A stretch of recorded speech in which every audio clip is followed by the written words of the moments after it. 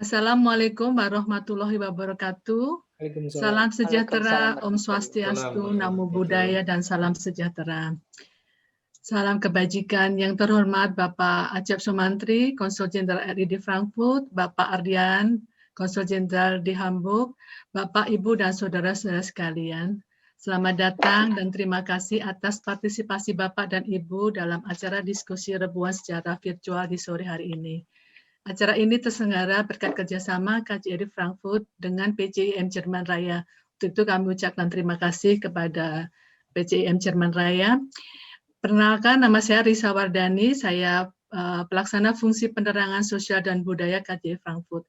Sebelum acara kami serahkan kepada moderator yaitu Ibu Dr. Upi, saya ingin menyampaikan sedikit sejarah singkat mengenai diskusi rebuan.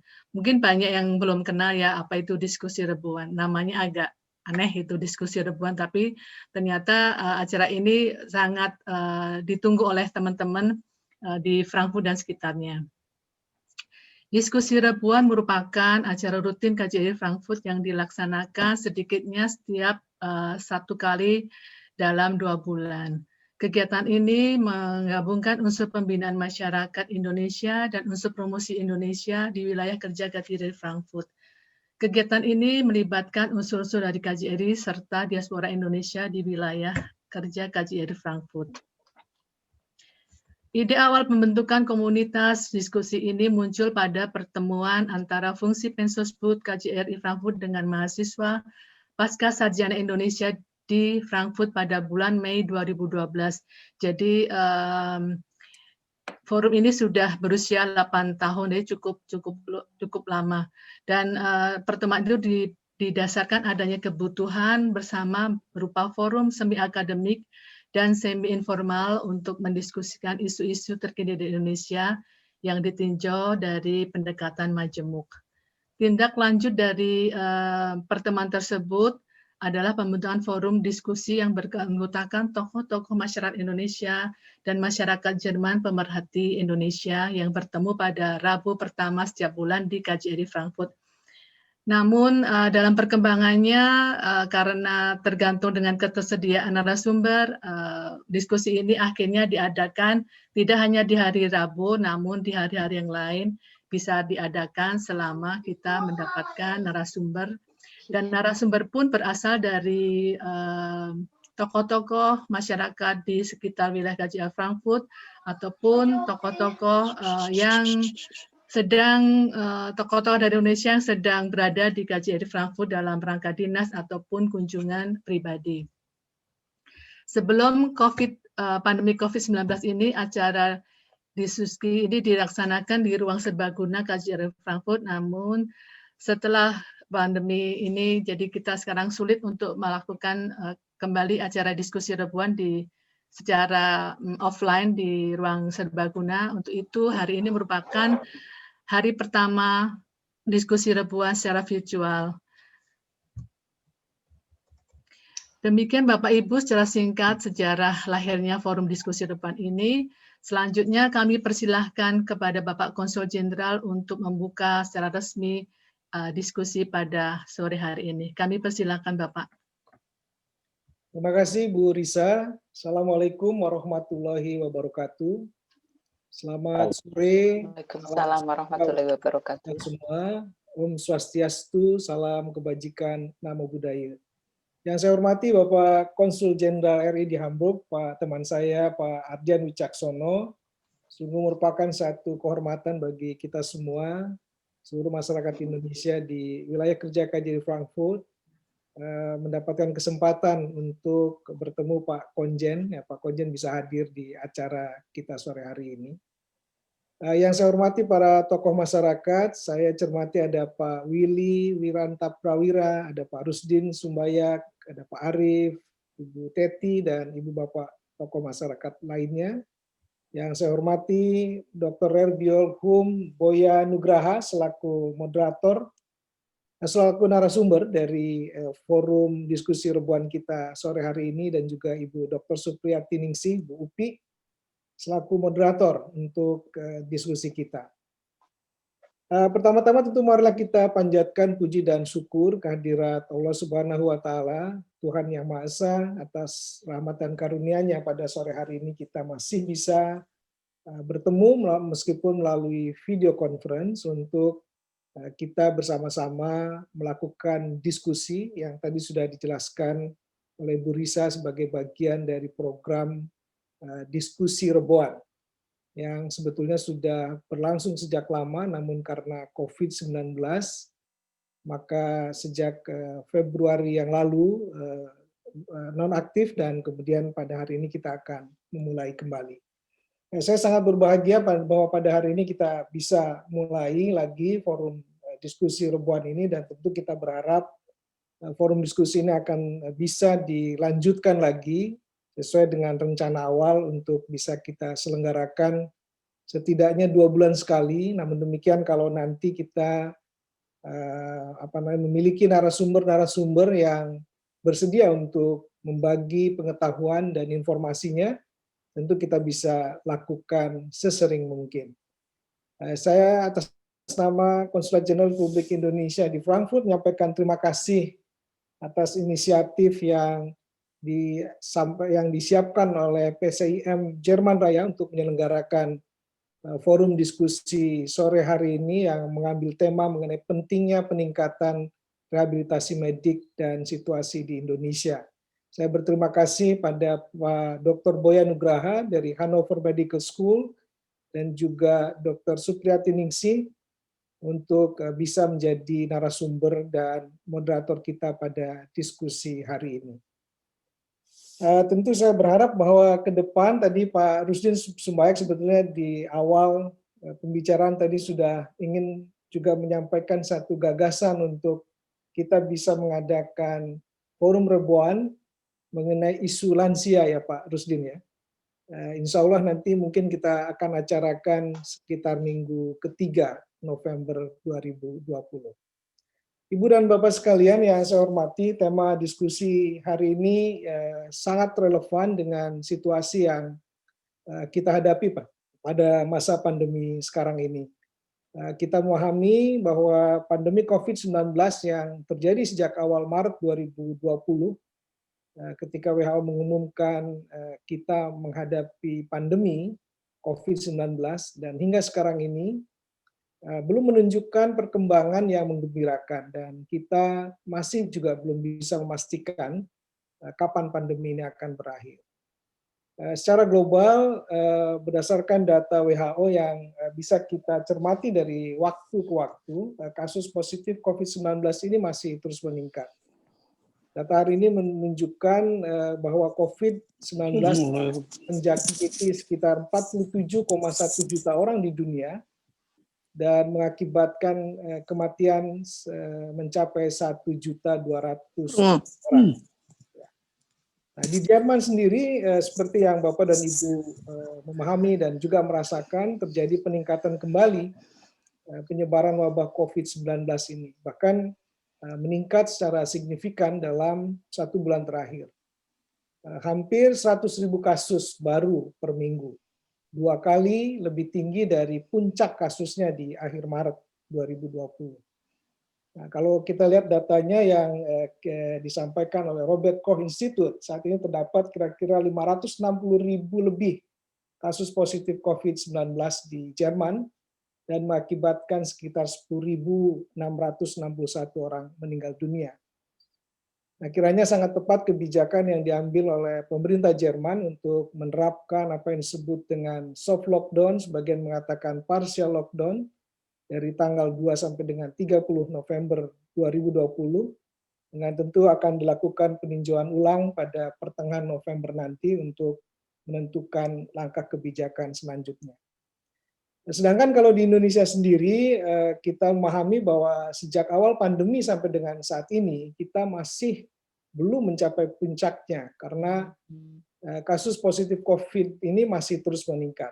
Saat ini di Indonesia tercatat sekitar 421.000 lebih kasus positif, dan mengakibatkan korban meninggal sebanyak 14.259 orang. Nah, pemerintah menyebutkan bahwa terdapat 353.000 lebih orang sembuh atau mencapai 83,77%. Hal ini saya kira cukup menggembirakan.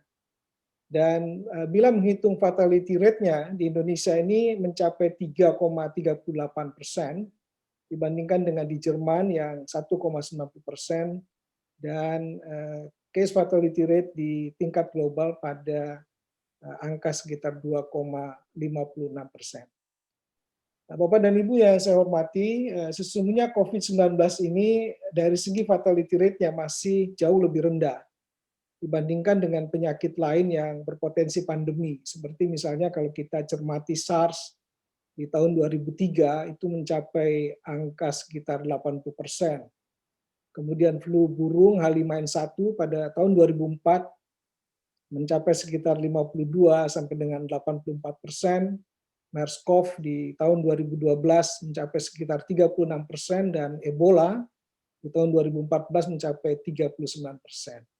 Nah, hanya saja COVID-19 ini penyebarannya yang sangat masif dan kenaikan kasusnya yang signifikan sehingga mengakibatkan masyarakat di seluruh dunia ini sangat concern dan melakukan berbagai upaya dan kebijakan untuk mengatasinya, baik melalui kebijakan di bidang kesehatan maupun kebijakan di sektor-sektor lainnya.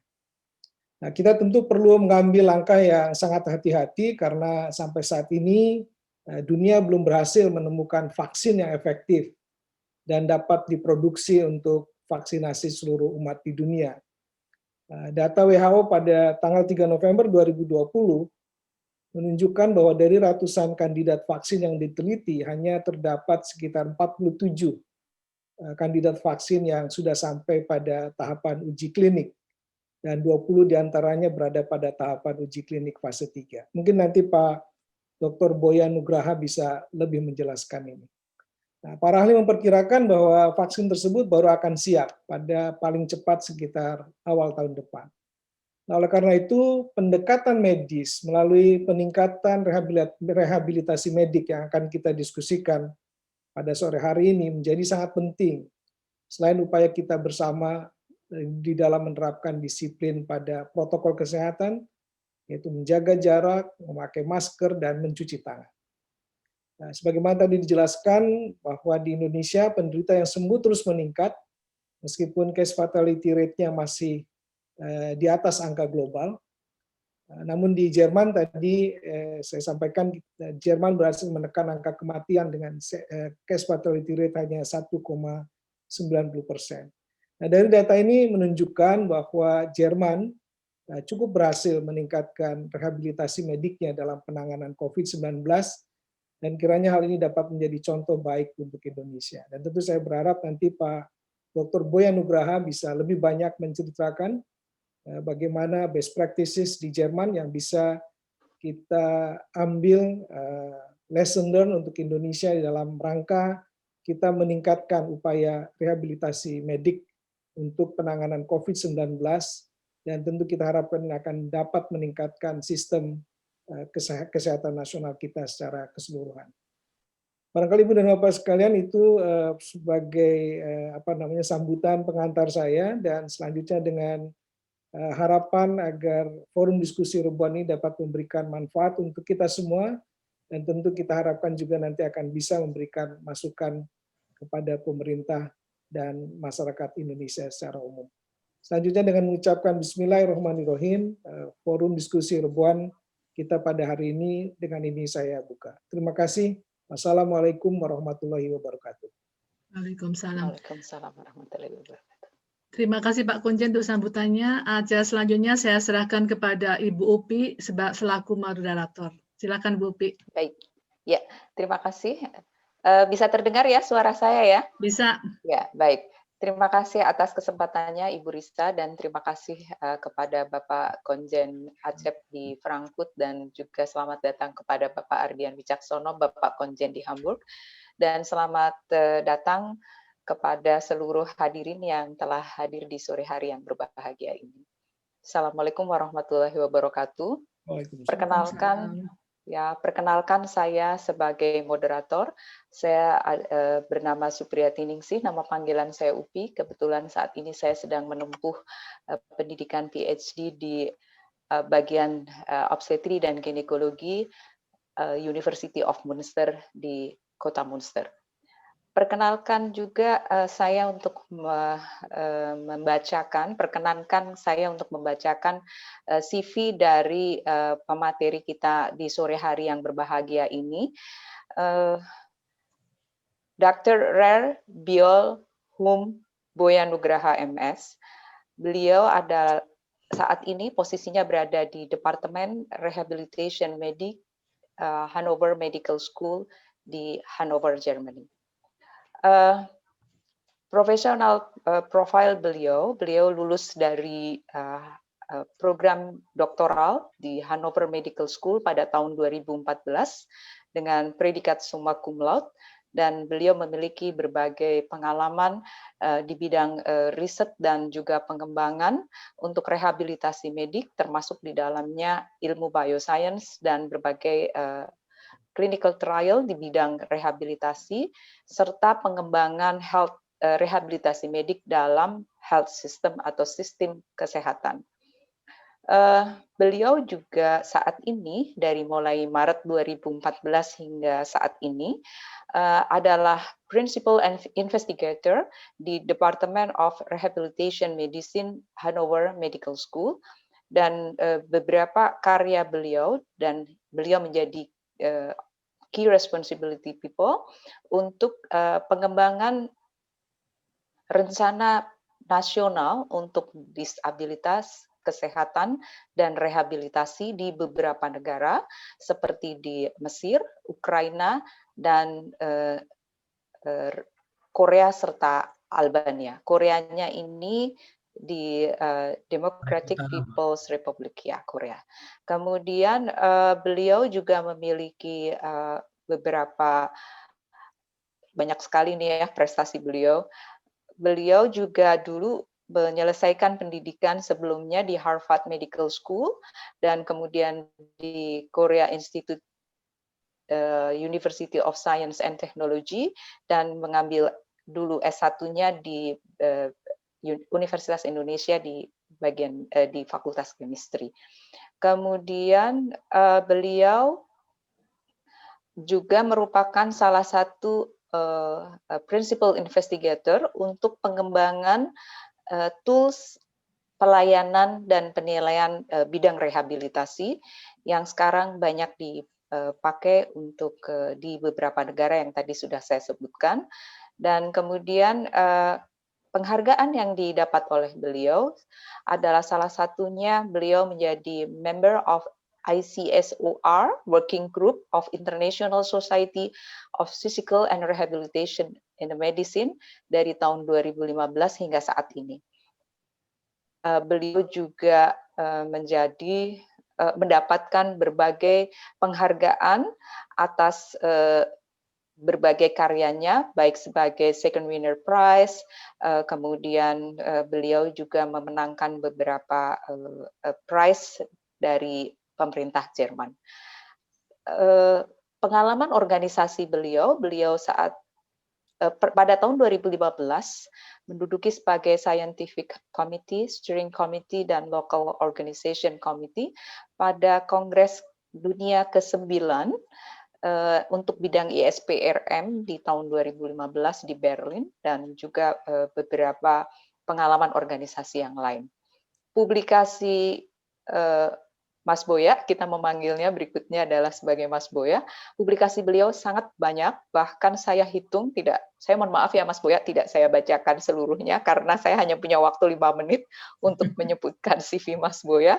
Mas Boya ini sangat aktif dalam bidang akademik dan ilmiah. Terbukti bahwa hingga hari ini beliau memiliki 48 publikasi internasional yang sudah dipublish di berbagai jurnal internasional yang bereputasi di bidang rehabilitasi dan health system, serta di bidang basic science, clinical research, dan yang lainnya. Satu yang terbaru dari Mas Boya adalah yang diterbitkan di 2020, mohon saya dikoreksi, tentang bagaimana penilaian terhadap pelayanan rehabilitasi dan bagaimana meningkatkan workforce capacity di negara Albania. Saya rasa itu yang saya bisa sampaikan dari CV beliau, sehingga kita bisa melihat bahwa kapasitas Mas Boya ini memang salah satu aset bangsa yang menurut saya perlu dimasukkan kemampuannya beliau untuk mewarnai apa yang akan dilakukan di Indonesia. Supaya CV-nya ada kata Indonesia ya Bapak ya, jangan Albania saja, Egypt saja, atau Korea saja, tetapi juga Indonesia. Saya rasa itu yang saya bisa sampaikan di CV beliau, dan waktu berikutnya saya serahkan kepada Mas Boya untuk menyampaikan materinya. Mungkin sekitar 35 menit atau 40 menit, karena setelah itu kita buka forum tanya jawab. Waktu dan tempat saya persilahkan kepada Mas Boya. Sebelumnya saya ucapkan terima kasih banyak kepada Pak Acep ya, Sumantri, Bapak Konjen Indonesia di Frankfurt, dan juga Bapak Ardian Wicaksono, Bapak Konjen dari Hamburg yang sudah bersedia untuk memfasilitasi diskusi pada sore menjelang malam ini, atau diskusi malam menjelang pagi untuk teman-teman yang ada di Indonesia, dan juga untuk teman-teman dari PCIM Muhammadiyah yang juga memfasilitasi acara ini. Untuk mempersingkat waktu, saya akan langsung ke slide saya. Mudah-mudahan sudah terlihat slide Sudah saya? terlihat. Jadi yang akan saya presentasikan tentang pentingnya penguatan rehabilitasi medik dan bagaimana sih sebetulnya situasi di Indonesia. Ini saya tunjukkan dulu, sebetulnya saya sudah bertemu dengan Pak Acep tahun 2018 saat Executive Board di WHO di Geneva ya, yang ke-144. Cuma karena kepadatan aktivitas Pak Acep ya kita tidak sempat ngobrol banyak. Kemudian awal tahun ini juga saya bertemu dengan Profesor Nila, saat itu belum lockdown jadi kita sempat ke Geneva, ini bersama dengan Profesor Gutenbrunner, atasan saya, dan sekaligus sebagai presiden dari Global Rehabilitation Alliance. Dan karena kesibukan aktivitas Profesor Nila juga yang sebagai representatif Indonesia di Executive Board ya, jadi kita juga tidak sempat ngobrol banyak, walaupun beliau sudah tahu tentang rehabilitasi medik dan pentingnya karena dia mempunyai kolega di RSCM Jakarta yang Dr. Honi ya, yang terlibat di rehabilitasi medik. Ini disclaimer saya, sekarang saya group leader di Rehabilitation Disability and Health System di Departemen Rehab Medik Hannover Medical School. Kemudian saya juga board member dari Baltic North Sea Forum untuk Physical Rehabilitation Medicine, dan saya anggota dari International Society of Physical and Rehabilitation Medicine, WHO License Committee. Jadi saat saya berkunjung ke WHO, sebetulnya saya karena sebagai salah satu license committee dari ISPRM. Dan sekarang lebih ke arah Global Rehabilitation Alliance, karena saya juga member dari Global Rehabilitation Alliance sekarang ini. Mungkin yang akan saya bahas di sini cukup banyak ya, karena jujur saja sebetulnya saya sebelumnya tidak tahu bahwa saya akan diberi waktu sekitar 35 atau 45 menit. Karena saya jadwalnya tahunya dari jam 5 sampai jam 7. Jadi saya membuat slides yang cukup banyak, tapi nanti insya Allah saya akan skip beberapa slides. Saya akan jelaskan tentang disabilitas dan rehabilitasi ini supaya kita ada di level yang sama pengertian disabilitas yang kita gunakan di rehabilitasi medik. Jadi kita tidak ada kesalahpahaman. Kemudian juga tentang rehabilitation needs, data apa sih data yang ada dan bagaimana kita bisa menginterpretasikan data yang ada. Kemudian saya singgung sedikit rehabilitasi dan COVID-19, tapi tidak akan sampai detail karena terkait waktu juga.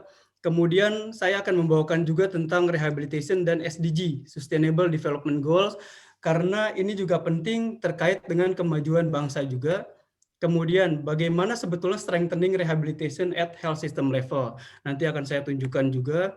Dan sebelum di akhir saya akan membahas tentang rehabilitation needs and situation Indonesia. Dan terakhir terkait aktivitas saya dengan Global Rehabilitation Alliance, kita sekarang melakukan advokasi untuk World Health Assembly atau WHA Resolution on Rehabilitation for All.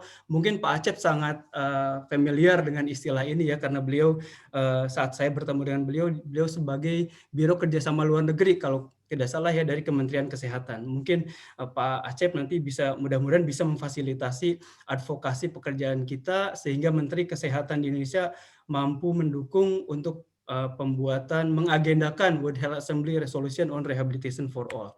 Dan di akhir akan saya ambil kesimpulan. Sekarang saya tunjukkan dulu beberapa yang mungkin conception, tapi kebanyakan miskonsepsi ya.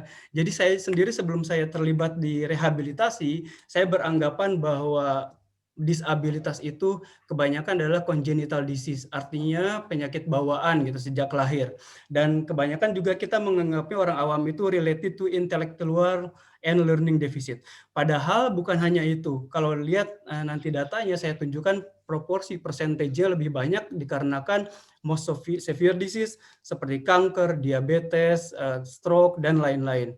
Kemudian injury juga, trauma, bahkan sekarang yang lagi tren ya infectious disease termasuk COVID-19 juga bisa lead to the disability. Dan termasuk Ebola, HIV, dan lain-lain. Dan di Indonesia sebetulnya karena kita juga sangat prone sekali dengan disaster, terutama natural disaster, dan banyak menyebabkan disability juga.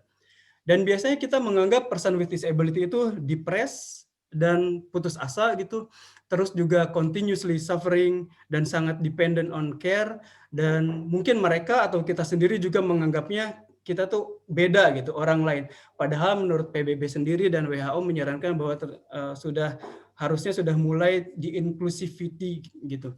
Bahkan sekolah-sekolah juga harusnya tidak ada sekolah luar biasa, jadi harus diinklusif. Tapi tentunya tergantung dari level disability seseorang itu sendiri dan bagaimana sekolah itu apakah siap atau tidak. Karena saya mempunyai contoh kalau di Inggris sendiri, mulai di sekolah-sekolah dasar mereka menyediakan 2 guru, jadi dalam satu kelas untuk benar-benar mengajarkan untuk orang-orang disabilitas. Minimal dari sejak usia dini orang-orang yang let's say non-disability sudah tahu bahwa ada orang lain seperti mereka, tapi mereka harus dilibatkan di society seperti anak-anak yang lain.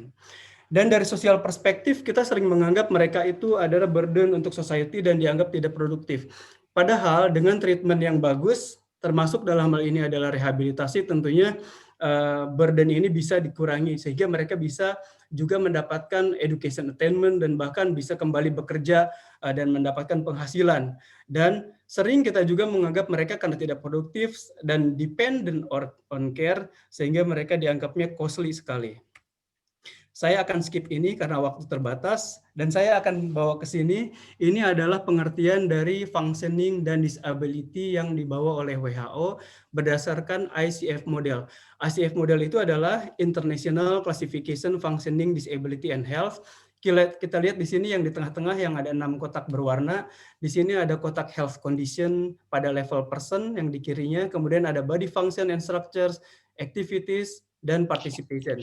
Yang di bawah disebutnya contextual factors atau environmental factors dan personal factors. Di sini pengertian disabilitas berdasarkan ICF model ini adalah negative interaction antara health condition seseorang dengan environment-nya pada level body function and structure sehingga mengakibatkan mereka mempunyai terhambatnya aktivitas mereka dalam kehidupan sehari-hari dan juga terrestriksi saat berpartisipasi di masyarakat termasuk untuk sekolah dan mendapatkan pekerjaan.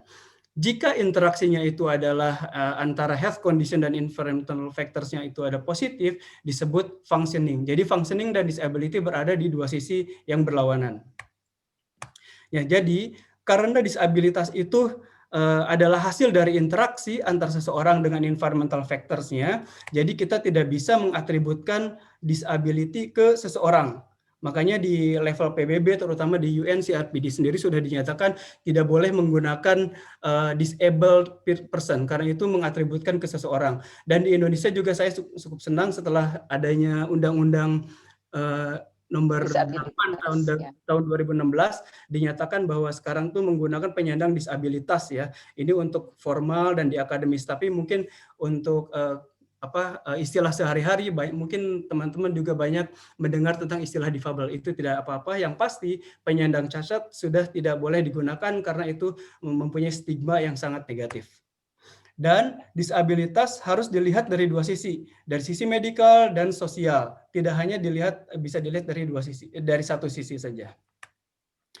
Dan functioning dan disability itu range-nya cukup luas, mulai dari complete functioning saat terjadi integritas body function, body structure, dan activities dan participation secara keseluruhan, secara komplit, hingga complete disability saat terjadi impairment pada level body function dan structure sehingga mengakibatkan limitation untuk melakukan aktivitas sehari-hari dan terjadi restriksi untuk berpartisipasi di masyarakat seperti untuk sekolah dan bekerja.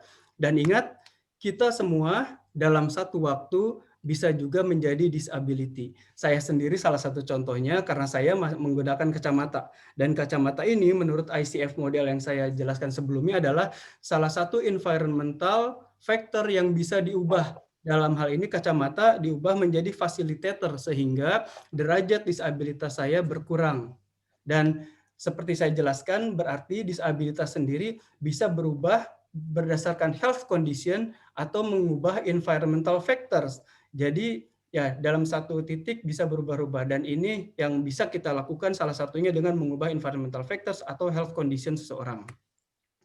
Apa itu sebetulnya rehabilitasi? Rehabilitasi itu sebetulnya ada dua definisi ya. Pertama adalah rehabilitasi sebagai health strategy yang harus disetarakan dengan preventif, kuratif, maintaining, dan lain-lain. Ada 5 health strategy. Dan satu lagi pada micro level yaitu a set of intervention that assist individuals who experience or likely to experience disability to achieve and maintain optimal functioning in interaction with their environment. Jadi rehabilitasi juga dalam hal ini terkait dengan contohnya aging, orang-orang tua. Tadi kita sebelum diskusi ini Pak Acep membahas tentang lansia, itu juga mereka membutuhkan rehabilitasi sebetulnya, dan health condition yang lain termasuk chronic disease, penyakit kanker, diabetes, kemudian stroke, dan surgery, dan lain-lain. Dan contohnya dari limitation functioning atau disability itu kesusahan untuk berpikir, kesusahan melihat, mendengar, komunikasi, moving around, dan isu-isu mental health juga seperti depressive anxiety itu termasuk limitation of functioning.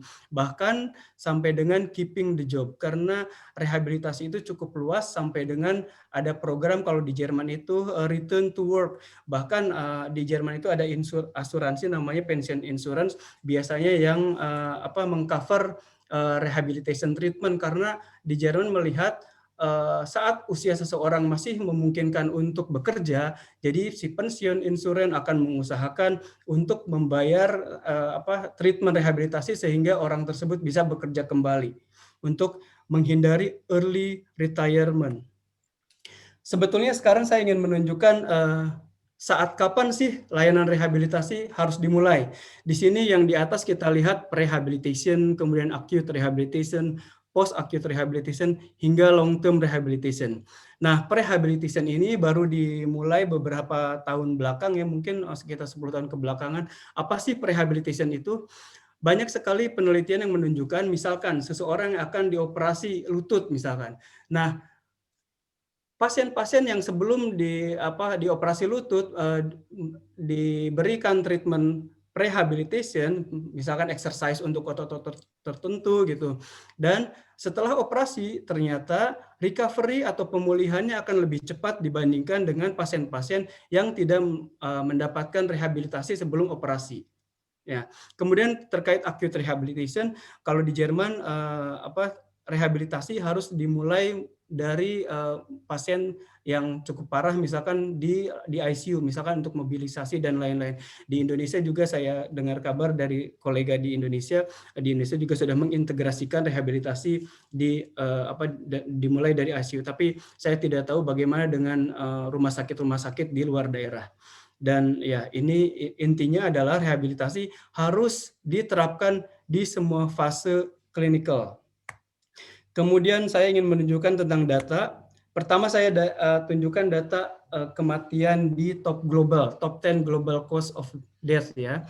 Di sini kita lihat ada yang warna biru, merah, dan hijau. Biru ini adalah data yang ditunjukkan tentang non-communicable disease atau penyakit yang tidak menular. Merah ini communicable, maternal, neonatal, and nutritional condition. Yang hijau ini adalah injuries. Kita lihat di sini data dari 2016 yang saya ambil dari WHO. Ternyata sekarang terjadi paradigm shift yang mungkin beberapa dekade belakangan itu kebanyakan adalah yang menyebabkan kematian dari penyakit-penyakit infeksi atau communicable, sekarang berubah ke non-communicable disease atau penyakit-penyakit tidak menular.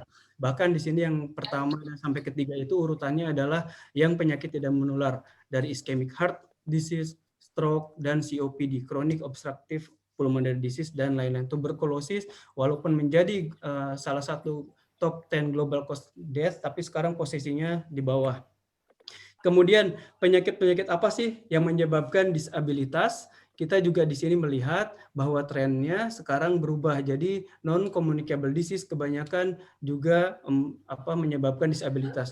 Mulai dari low back pain, headache disorder, depressive disorder, yang kebanyakan di Indonesia itu mungkin tidak melihatnya sebagai suatu disease. Padahal depresi selain sebagai main disease-nya sendiri, bisa menjadi juga comorbidity dari penyakit lain seperti pasien kanker, pasien nyeri kronis.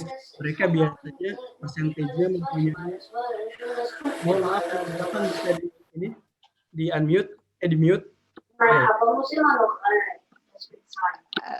Halo, yang sedang aktif tolong di unmute, kecuali pembicara tentunya. Ya, terima kasih. Ya, seperti saya jelaskan, depressive disorder, diabetes, dan lain-lain. Kemudian ini di Indonesia trennya juga sama ya. Ternyata top 10 causes of death di Indonesia sama, yaitu non-communicable disease dari stroke, ischemic heart disease, diabetes, dan tuberkulosis 10 tahun belakangan ini dari 2007 ke 2017 mengalami penurunan sebesar 19%, yang artinya di Indonesia juga trennya sama seperti di global, terjadi paradigm shift dari communicable disease ke non-communicable disease. Dan ini tentunya menjadi PR penting untuk kita semua. Dan sama juga yang penyebab disability di Indonesia juga sama, kebanyakan adalah non-communicable disease seperti low back pain, headache disorder, diabetes, blindness. Dan kita melihat dari sini, bahkan congenital disease itu hampir bukan merupakan top 10 health problem, yang banyak sekali sebelumnya orang awam itu melihatnya bahwa disabilitas itu dari congenital disease atau yang dibawa dari sejak lahir atau yang terkait dengan intellectual atau learning deficit. Jadi kita harus mencoba untuk mengubah persepsi bahwa disabilitas itu juga bisa terjadi pada pasien-pasien lain. Dan saya ingin menunjukkan data ini yang saya ambil dari buku World Report on Disability yang diterbitkan oleh World Bank dan WHO tahun 2011. Sayangnya data-datanya dari negara Afrika karena tidak ada data dari Indonesia ya waktu itu di buku ini. Tapi mungkin trennya sama. Ini kita lihat ada negara Namibia, Zimbabwe, Malawi, dan Zambia. Kita fokus ke yang kotak saja tentang assistive device services. Di Namibia, kebutuhannya itu assistive device sampai 67, sedangkan yang menerima hanya 17,3%. Di Zimbabwe juga sangat kurang dari kebutuhan. Di Malawi dan Zambia juga trennya sama. Kemudian terkait medical rehabilitation, karena rehabilitasi itu bukan hanya assistive device, tapi juga treatment rehabilitasi yang lain, seperti exercise, psychological, dan behavioral treatment, dan lain-lain. Di sini Namibia kebutuhannya 64,6, tapi yang menerima hanya 26,3%. Dan trennya sama seperti di negara yang lainnya. Dan saya kira di Indonesia juga trennya seperti ini, hanya kita tidak punya datanya. Dan ini slide yang saya ambil dari Profesor Alarcos Chiesa saat meeting di WHO Rehabilitation 2030 Call for Action. Alhamdulillah saya juga hadir saat itu sebagai salah satu undangan. Jadi beliau menyatakan bahwa saat 2017 tentunya sebelum COVID-19 ya, dibilangnya infectious disease ke depannya akan terus turun karena hygiene yang bagus dan obat-obatan yang cukup bagus, tapi injuries akan selalu ada, non-communicable disease akan meningkat karena perubahan pola hidup dari makanan yang kurang sehat dan lifestyle yang kurang baik juga. Dan ada tren yang cukup bagus ya, banyak juga orang yang mengubah lifestyle, sehingga banyak orang yang usianya hidupnya lebih lama sehingga banyak sekali populasi yang aging, lansia, dan ini juga karena kita tahu kebanyakan para lansia mengalami functioning limitation juga, berkurang fungsi-fungsi tumbuhnya, sehingga bisa kita bilang bahwa disability ke depannya akan terus meningkat. Ini dan tentunya rehabilitasi adalah strategi kesehatan untuk mensupport atau menangani hal-hal yang seperti ini. Ini saya ubah sedikit dari Profesor Arcos Chiesa tahun 2020. Tentunya infectious disease sekarang karena COVID terus meningkat, tapi bukan berarti rehabilitasi berkurang, malah tantangannya akan lebih banyak karena disabilitas yang disebabkan oleh COVID-19 juga banyak karena banyak sekali lingering effect walaupun mereka sudah dinyatakan sembuh negatif ya, maksudnya dari COVID-19 tapi masih membawa lingering effect setelah pulang ke rumah yang biasa disebut post-COVID syndrome. Nanti akan saya tunjukkan. Nah, ini sekilas akan saya jelaskan. Ini beberapa common dysfunction di COVID-19. Physical dysfunction-nya termasuk sleep disorder, decreased activity endurance, respiratory dysfunction, loss of appetite, pain disorder. Beberapa patient ya yang menurut kolega saya yang clinician, mereka melihat bahwa banyak pasien yang mengalami yang COVID itu mengalami seperti generalized pain syndrome, seperti fibromyalgia syndrome patient gejalanya gitu. Kemudian ada juga psychological dysfunction seperti anxiety, fear, apathy, depression, dan despair. Dan ini tentunya terkait dengan kebutuhan untuk ditangani dengan rehabilitasi. Dan saya akan lewat karena waktu juga. Terus waktunya boleh lebih panjang, Mas. Sudah kita panjang. Oke, siap.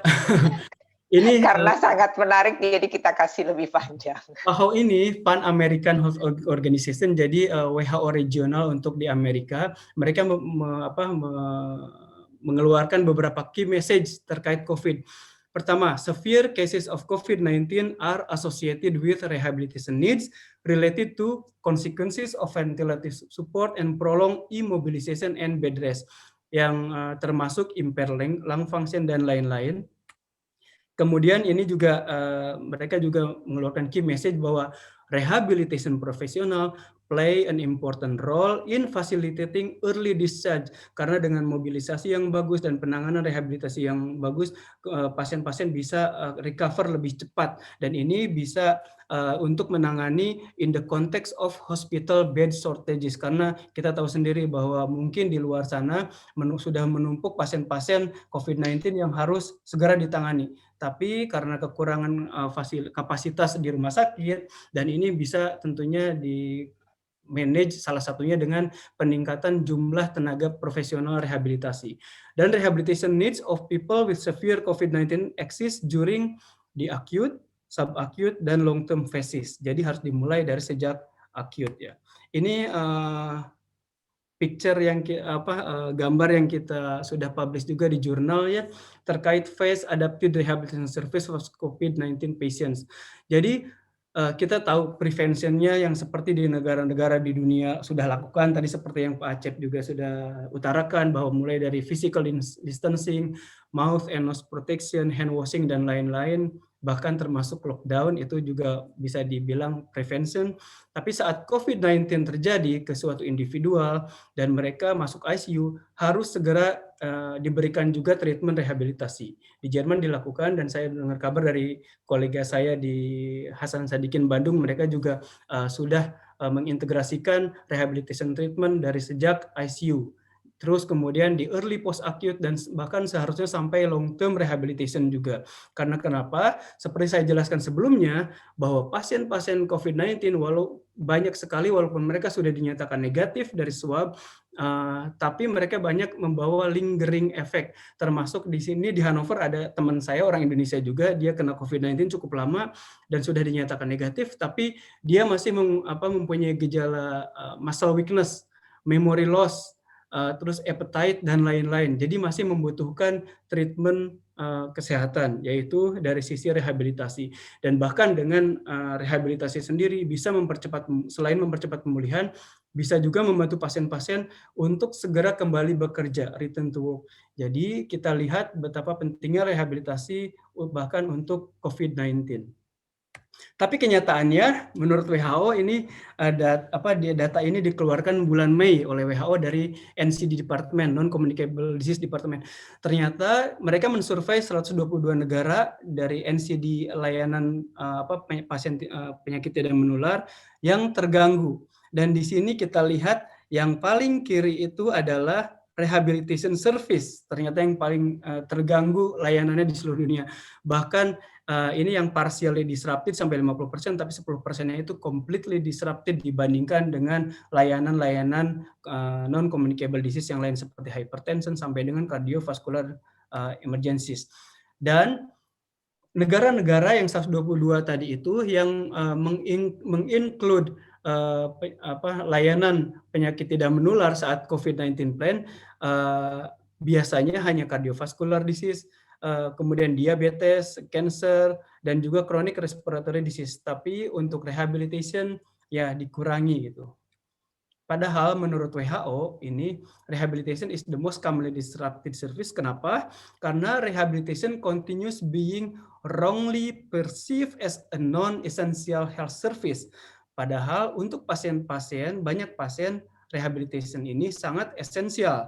Dan what services are disrupted termasuk acute rehabilitation yang menyebabkan premature discharge after COVID-19 patient, tapi juga untuk penyakit-penyakit non-communicable disease seperti heart disease, stroke, dan surgery. Kemudian post-acute rehabilitasi dan outpatient rehabilitasi. Dan konsekuensinya yang akan kita hadapi ke depannya adalah compromise dari health outcome termasuk future increased need including longer inpatient stay. Jadi pasien-pasien akan membutuhkan perawatan yang lebih lama di rumah sakit. Otomatis cost-nya juga akan lebih tinggi. Dan juga akan ada preventable hospital admissions due to complication. Jadi sehingga WHO merekomendasikan bahwa saat rehabilitation service are temporarily ceased, decreased, or diverted, clear guidance needs to be adopted to identify priority patients who should continue rehabilitation.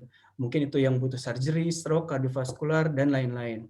Tapi jika appropriate dan feasible, telerehabilitation services should be used. Saya pernah ngobrol juga dengan dokter rehab dari Padang.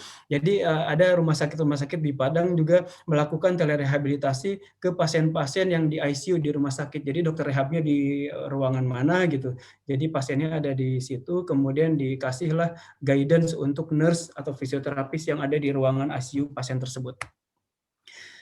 Itu sekilas tentang rehabilitasi dan COVID. Sekarang saya ingin tunjukkan juga rehabilitation and sustainable development goals. Jadi ini lebih secara global juga. Sustainable Development Goals ini adalah goals yang ingin dicapai oleh PBB dan negara-negara anggota PBB termasuk Indonesia pada saat 2030 yang motonya sendiri leave no one behind. Tentunya langsung kita bisa menangkap bahwa penyandang disabilitas termasuk dalam hal ini. Kita tidak boleh meninggalkan mereka. Semua harus mendapatkan keuntungan saat pencapaian Sustainable Development Goals ini tahun 2030. Dan rehabilitasi kita mungkin hanya menganggapnya terkait dengan goal nomor 3 yaitu good health and well-being. Mungkin saya bacakan sekilas yang belum familiar dengan SDG. Yang goal pertama itu no poverty, yang kedua zero hunger, ketiga good health and well-being, keempat, quality education, kelima, gender equality, keenam, clean water and sanitation, ketujuh, affordable and clean energy, kedelapan, decent work and economic growth, kesembilan, industry, innovation in infrastructure, ke-10, reduce inequalities, ke-11, sustainable cities and communities, ke-12, responsible consumption and production, ke-13, climate action, ke-14, life below water, ke-15, life on land, 16, peace, justice, and strong institution. Kemudian ke-17 partnerships for the goals. Karena kita tahu bahwa kita tidak bisa bekerja sendiri, jadi dimasukkanlah goal yang ke-17 ini. Saya tunjukkan bahwa rehabilitasi itu juga bisa menjembatani pencapaian Sustainable Development Goals, bukan hanya yang goal nomor 3 health itu, dan rehabilitasi juga sekaligus menjembatani untuk pencapaian United Convention on the Rights of People with Disability yang sudah ditandatangani dan diratifikasi juga oleh pemerintah Indonesia. Ini kita dari Global Rehabilitation Alliance dan Humanity Inclusion melakukan studi ya, saya juga terlibat dalam studi pembuatan buku ini dan akan saya tunjukkan. tidak akan sampai detail. Jadi di mana sih sebetulnya rehabilitasi berkontribusi ke SDG? Pertama di SDG nomor 1, no poverty. Kenapa? Karena jika kita memberikan accessible dan affordable rehabilitation, jadi can increase educational attainment, employment rate, jadi bisa bekerja kembali, kemudian bisa mendapatkan penghasilan, otomatis bisa break the poverty cycle. Karena kita tahu sendiri bahwa disabilitas dan poverty cycle itu seperti lingkaran setan, hayu terus aja bolak-balik seperti itu. Tapi jika kita bisa menangani dengan baik, insya Allah bisa break the poverty cycle. Kemudian 3 sudah cukup jelas. Kemudian 4 juga quality education yang sebelumnya mungkin kurang inklusif terhadap orang-orang penyandang disabilitas, tapi dengan rehabilitasi bisa lebih inklusif. Saya masih ingat ya salah satu teman saya dari Padang namanya Ucok gitu. Si Ucok ini sejak lahir dia mengalami cerebral palsy, tapi ibunya tetap kekeh membawa si Ucok ini untuk sekolah sampai hampir tiap hari digendong untuk mendapatkan pendidikan dasar. Tadinya si ibunya hanya membawa dia biarlah dia sekolah gitu. Tapi tidak ada tujuan goal yang lebih tinggi biar sampai pendidikan level apa gitu. Tapi ternyata si Ucok ini karena kegigihan orang tua dan juga kegigihan si Ucoknya sendiri, dia baru tahun ini lulus dari Master of Public Policy di Universitas Airlangga dengan mendapatkan beasiswa dari NGO yang dari Malaysia. Alhamdulillah sekali karena si Ucoknya sendiri sebetulnya sangat pintar. Jadi penyandang disabilitas juga jika bisa kita fasilitasi dengan baik, tentunya mereka bisa mendapatkan seperti yang orang-orang lain dapatkan.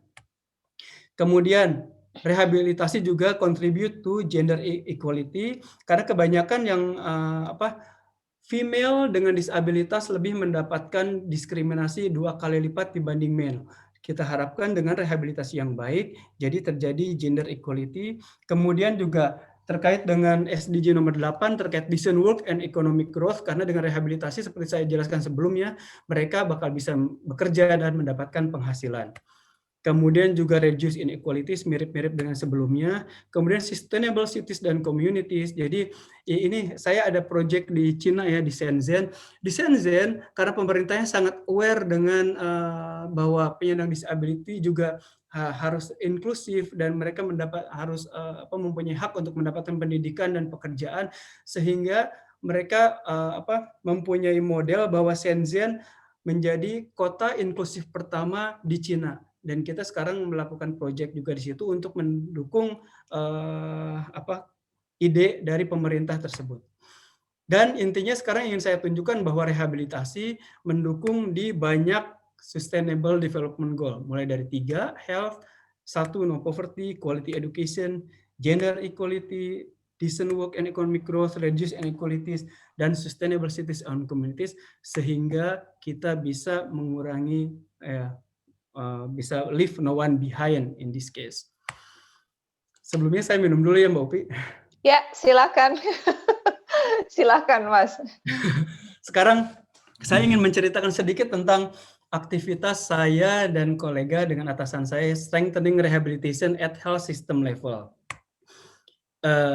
Saya jelaskan dulu sebelumnya, ini adalah buku yang di-launch oleh WHO tentang recommendation strengthening rehabilitation at health system. Bahwa rehabilitasi itu harus terintegrasi di rehabilitation into the health system. Maksudnya di sini adalah harus setara dengan strategi kesehatan yang lain seperti kuratif, prevention, maintenance, dan paliatif. Tapi di Indonesia, soalnya saya pernah berkunjung ke Kementerian Kesehatan, ternyata rehabilitasi itu masih berada di Departemen Non-Communicable Disease, kemudian di bawahnya lagi ada dirjen namanya dirjen fungsional. Nah, disitulah letaknya rehabilitasi, dan ini membuat secara politikal kurang kuat gitu untuk mengangkat rehabilitasi di Indonesia. Kemudian juga rehabilitasi harus terintegrasi di primary, secondary, tertiary. Ini cukup jelas dan alhamdulillah di Indonesia sudah ada peraturan dari Menteri Kesehatan ya bahwa secondary hospital di rumah sakit tipe D kalau nggak salah harus juga sudah mengintegrasikan rehabilitasi, dan primary masih dilakukan kebanyakan oleh community based rehabilitation. Kita ada project juga dengan kolega di beberapa di Bandung, kemudian di Makassar dan Padang untuk mensurvei community based rehabilitation, dan papernya baru saja disubmit kemarin. Kemudian juga to ensure the availability of multidisciplinary rehabilitation workforce, karena workforce untuk rehabilitasi ini bukan hanya pekerjaan dokter rehab medik, tapi juga fisioterapis, occupational therapist, prosthetic and orthotics engineer, psikologis, kemudian juga sampai social worker, dan di CBR worker juga mungkin kita bisa masukkan juga, dan di beberapa negara rehabilitation nurse juga sangat berperan. Kemudian to ensure both community and hospital rehabilitation service are available, dan menurut undang-undang dikeluarkan oleh Kementerian Kesehatan, ini sudah ada secara undang-undang, tapi saya tidak tahu secara implementasinya, mungkin saya harus berdiskusi lagi dengan teman-teman di Indonesia. Kemudian juga to ensure hospitals include specialized rehabilitation unit for inpatients with complex needs. Saya tahu di Indonesia ada rumah sakit untuk kanker ya, mereka sudah ada departemen rehab medik sendiri, dan kita juga pernah berkomunikasi secara langsung dengan Skype dengan mereka, tapi mereka mengakui bahwa rehabilitasi untuk pasien-pasien kanker di Indonesia, health profesionalnya masih butuh training, jadi mereka juga minta tolong ke saya untuk di negara mana mereka bisa belajar, dan alhamdulillah saya bisa menyarankan mereka untuk kolega-kolega internasional yang alhamdulillah saya punya beberapa kenalan kolega di negara maju. Mudah-mudahan mereka menggunakan kesempatan yang diberikan itu. Kemudian juga harus ada implement financing and procurement policies that ensure assistive products are available. Saya karena melakukan studi juga di Indonesia tentang ini, dan alhamdulillah BPJS sudah mengcover beberapa assistive product. Kalau tidak salah beberapa tahun lalu ada 7 assistive products yang di-cover sama BPJS, tapi masih banyak juga yang belum. Karena saat saya berdiskusi dengan dokter-dokter rehab di Indonesia, masih banyak pasien yang belum bisa mendapatkan assistive product, sehingga, tapi untungnya di Indonesia karena sifat gotong royong yang cukup bagus, misalkan mereka bisa mendapatkan support dari third party, misalkan dompet duafa dan lain-lain. Kemudian juga harus to ensure adequate training is offered to users to whom assistive products are provided. Artinya, misalkan si fisioterapisnya, dokter rehab mediknya juga harus punya pengetahuan untuk mengajarkan ke pasien bagaimana cara menggunakan alat-alat bantu tersebut. Kemudian harus juga ada ensure financial resources are allocated to rehabilitation services, dan where health insurance exists or is to become available, ensure rehabilitation service are covered. Di Indonesia juga BPJS seperti saya jelaskan sebelumnya sudah mengcover banyak treatment, tapi mungkin nanti ada tambahan dari, jika ada teman-teman dari dokter rehab bisa memberikan informasi masih banyak nggak yang belum tercover oleh BPJS. Dan sebetulnya apa sih pekerjaan saya sekarang pada strengthening rehabilitation at health system level? Saya tunjukkan dulu gambar ini. Ini kita lihat bahwa rehabilitation itu bisa dibagi menjadi 3 level, makro, meso, dan micro. Pada micro level, ini saya tuliskan rehabilitation program. Misalkan adalah rehabilitation program untuk pasien kanker, rehabilitation program untuk surgery, rehabilitation program untuk pasien diabetes, dan lain-lain. Pada meso level, lebih ke arah rehabilitation workforce, seperti dokter rehab mediknya, fisioterapisnya, occupational therapist, dan lain-lain. Dan juga rehabilitation services. Di sini karena mereka juga berperan penting. Jadi contohnya rehabilitation services ini yang hijau ini adalah misalkan Departemen Rehab Medik RSCM, Departemen Rehab Medik Hasan Sadikin. Nah, ini pada meso level. Kemudian pada makro level lebih ke arah kebijakan-kebijakan di level provinsi, pemerintah, bahkan dengan level WHO. Termasuk tadi ya kebijakan-kebijakan dari Kementerian Kesehatan, bahkan policy dokumen yang dikeluarkan oleh WHO. Nanti salah satunya yang ingin saya sampaikan adalah terkait dengan resolusi rehabilitation for all. Dan pekerjaan saya kebanyakan pada saat saya mensurvei dan mendevelop National Rehabilitation Plan di beberapa negara adalah pada level meso dan makro. Walaupun sebetulnya nantinya akan juga berpengaruh ke micro level ya secara tidak langsung. Tapi minimal kalau makro dan meso levelnya sudah berjalan bagus, ke bawahnya juga akan berjalan dengan lancar. Ini pekerjaan yang sudah kita lakukan bersama kolega, terutama dengan atasan saya ya, yang juga Presiden Global Rehabilitation Alliance di Egypt dan Ukraine. Ini diinisiasi oleh Kementerian Kesehatan dari kedua negara ini. Mereka mengkontak WHO, kemudian WHO mengkontak expert dari luar. Saat itu adalah atasan saya dan saya dilibatkan juga di proyek ini di Mesir dan Ukraina. Jadi saat kita mendevelop National Disability Health and Rehabilitation Plan both in Egypt and Ukraine, kita melibatkan juga dari negara-negara tersebut selain Kementerian Kesehatan, Kementerian Sosial Welfare, karena banyak sekali disabilitas dan rehabilitasi yang overlap di kedua kementerian tersebut. Terus juga professional organization, organization with people disability, dan pasien organisasi yang lain.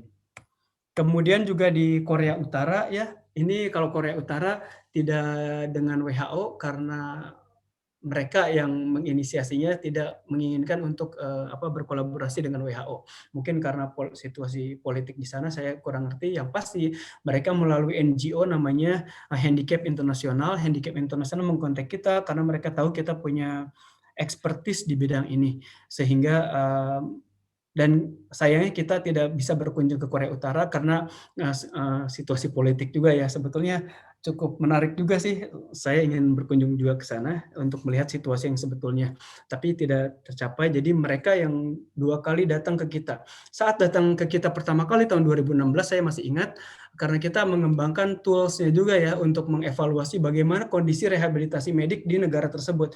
Salah satu pertanyaannya adalah di tools-nya tersebut, apakah sudah menandatangani dan meratifikasi United Nations Convention of the Rights of People with Disability. Saat mereka datang tahun 2016, mereka bilang belum, mereka baru menandatangani.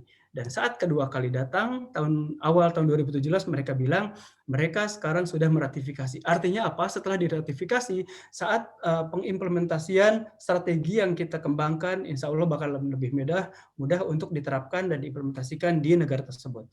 Yang terakhir, pekerjaan kita yang sudah beres itu di Albania. Di Albania juga tidak melibatkan WHO, bahkan kementeriannya kurang aktif, walaupun mereka tahu kepentingan rehabilitasi. Jadi kita mempunyai koleganya yang mengkontak kita sebetulnya ya, dari Faculty of Technical Medical Sciences, University of Medicine Tirana. Mereka mengkontak saya waktu itu sedang menampilkan hasil pekerjaan saya di suatu kongres, ya, sehingga dimulai pekerjaan ini, sehingga kita mendevelop yang mirip dengan recommendation untuk national plan, tapi ini lebih di level from bottom up approach gitu. Dan sebetulnya sekarang ada proyek juga di negara lain, di Shenzhen, Cina, seperti saya jelaskan, kemudian Niger, sekarang kolega dari Thailand juga mengkontak kita, insya Allah mungkin segera akan kita lakukan. Mudah-mudahan setelah nanti presentasi ini, Pak Acep dan teman-teman yang lain mempunyai akses ke Kementerian Kesehatan juga bisa memfasilitasi ini seperti yang dijelaskan oleh Mbak Upi tadi. Mungkin nanti di akhir ada kata-kata Indonesia seperti itu. Ini adalah tools, assessment tool yang lain yang kita kembangkan bersama kolega dari Italia dan Belgia untuk mendeskripsikan organisasi rehab medik. Misalkan bagaimana kita tahu sampai sebelum kita develop ICSOR ini belum ada tools yang untuk mendeskripsikan service organization in rehabilitasi. Karena rehabilitasi itu cukup luas dan cukup macam-macam. Ada di negara tertentu yang menyatakan rehab service organization, padahal mereka isinya hanya fisioterapis. Tidak ada yang lain, dan treatmentnya tertentu. Di negara-negara lain yang sudah advance seperti Jerman, sudah multidisciplinary, multiprofesional. Dan kita buatlah tools ini. Tools ini juga sangat membantu saat kita ingin mengakses situasi di beberapa negara. Kita juga punya proyek ini di Indonesia, saya harapkan berjalan mulus, pilot study-nya sendiri sudah beres, mudah-mudahan nanti provinsi-provinsi lainnya juga bisa segera memberikan hasilnya. Dan sekarang saya tunjukkan bagaimana sih sebetulnya rehabilitation needs dan situasi di Indonesia. Saya ini kemarin memperhatikan lagi data ini, data yang diterbitkan oleh Riskesdas tahun 2018 tentang proporsi people disability Indonesia yang berumur cukup produktif 18-59 tahun. Dari Sulawesi Tengah yang 40,6 sampai Lampung hanya 13,8%, dan Indonesia rata-rata sampai 22%. Ingat, pengertian disabilitas bukan yang sejak bawaan tadi ya, tapi juga terkait penyakit-penyakit yang lain. Dan 22% untuk usia produktif ini cukup tinggi bandingkan dengan yang data yang diambil dari World Report Disability yang dikeluarkan WHO tahun 2011. Average global disability data hanya 15% di dunia. Indonesia sangat jauh sekali yang di atas. Ini menimbulkan tanda tanya dan PR besar. Dan tentunya jika kita tidak menangani dengan serius, dimulai dengan fasilitas rehab medik yang bagus, ini akan membuat ekonomi kita mungkin akan berjalan lambat. Jika kita bisa menangani sejak dini, minimal akan bisa membantu ekonomi Indonesia mungkin bisa maju lebih cepat lagi dibandingkan saat ini. Dan ini proporsi disability-nya according to karakteristiknya kita lihat hampir merata, semuanya di atas 20% di umur-umur produktif tadi. Dan seperti saya sebutkan sebelumnya, lihat di sini, congenital disease yang menyebabkan disabilitasnya hanya kurang dari 25%. Yang lainnya penyebabnya adalah disease, lebih dari 60% saya kira. Dan inilah yang harus diubah paradigmanya tentang disabilitas dan apa yang harus kita lakukan bersama-sama untuk menangani hal ini. Dan ini saya ulangi lagi bahwa disabilitas itu bukan hanya congenital disease tapi terkait penyakit-penyakit terutama ya, penyakit-penyakit tidak menular yang seperti saya jelaskan di sini. Dan ini sayangnya saya belum sudah mencoba Google mencari gitu ya, ada data yang baru enggak. Ini diambil dari Susenas 2006 dan kemudian disitasi oleh Australia Indonesia Partnership 2017. Mereka juga artinya tidak menemukan data yang lebih updated dari 2006. Dan mudah-mudahan kondisinya sekarang sudah berubah. Kita lihat di sini, untuk health impairment pada vision, kebutuhan kacamata ternyata unmet need-nya persentasenya masih 80% tahun 2006. Tapi mudah-mudahan sekarang sudah bagus karena sudah kacamata juga sudah di-cover oleh BPJS. Dan kita juga masih bisa melihat health impairment yang lain termasuk kebutuhan prostetik, wheelchair, dan breathing aid. Dan mudah-mudahan nanti jika ada data yang terbaru kita bisa melihat apakah Indonesia sudah improve atau tidak. Dan ini data proporsi children with and without disability who are in school. Ini data saya ambil dari WHO juga. Di sini yang dikotakin merah kita lihat bahwa children disability Indonesia dibandingkan negara-negara yang lain yang mungkin bahkan secara ekonomi lebih rendah seperti India, ternyata yang without disability itu lebih rendah dibandingkan negara lain. Ini PR yang besar juga, bukan hanya dari sisi medicalnya juga, mungkin dari sisi sosialnya termasuk edukasi ke masyarakat, termasuk orang tua yang mempunyai anak-anak penyandang disabilitas, bahwa mereka juga harus sekolah. Dan sekarang kita lihat bagaimana kondisi rehabilitation profesional. Ini data yang saya bekerja sama dengan Dr. Irma ya dari RSAS Hasan Sadikin Bandung untuk mendapatkan data ini. Ini data tahun 2017 sebenarnya, soalnya ini publish-nya tahun 2018 papernya. Dokter spesialis rehab medik saat itu di Indonesia hanya 606, fisioterapis hampir 9.000, occupational therapist 1.400, dan lain-lain. Kita bandingkan dengan secara global. Ini data dari WHO. Kita lihat di high income countries, untuk yang atas ini adalah fisioterapis sampai lebih dari 900, sedangkan di Indonesia fisioterapis hanya 33 yang bisa melayani 1 juta penduduk Indonesia. Dokter spesialis rehab mediknya sendiri yang high income countries sampai lebih dari 20, di negara-negara Eropa sendiri sampai 10-an, karena Eropa cukup beragam ya, mungkin di Albania sendiri bahkan boleh dibilang 0 dokter rehab mediknya setelah kita lakukan evaluasi. Jadi ini 10 ini karena beragamnya negara-negara Eropa, karena di Jerman sendiri cukup banyak. Dan di Indonesia saya hitung per 1 juta itu hanya 2,2 dokter rehab medik untuk melayani 1 juta penduduk Indonesia. Dan emang kita jujur saja, bahkan di dokter umum saja di Indonesia memang kekurangan, dan ini menjadi PR besar buat kita juga.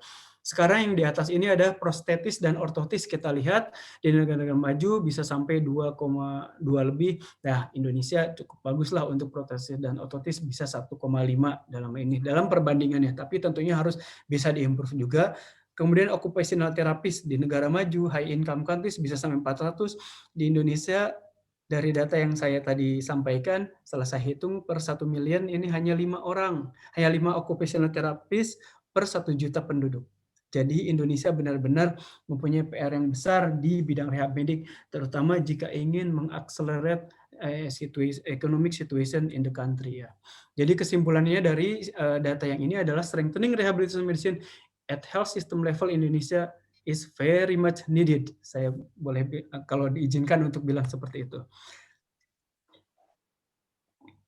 Sekarang saya ingin menjelaskan sedikit tentang aktivitas saya dengan kolega di Global Rehabilitation Alliance. Ini adalah salah satu NGO internasional yang terdiri dari berbagai macam internasional NGO ya, mulai dari rehab profesional, kemudian juga people with disability organization, user organization, seperti CBM mungkin teman-teman kenal, ISPRM, Humanity and Inclusion, fisioterapis, occupational therapist, dan secara membernya secara individual mencapai hampir 1 juta di seluruh dunia.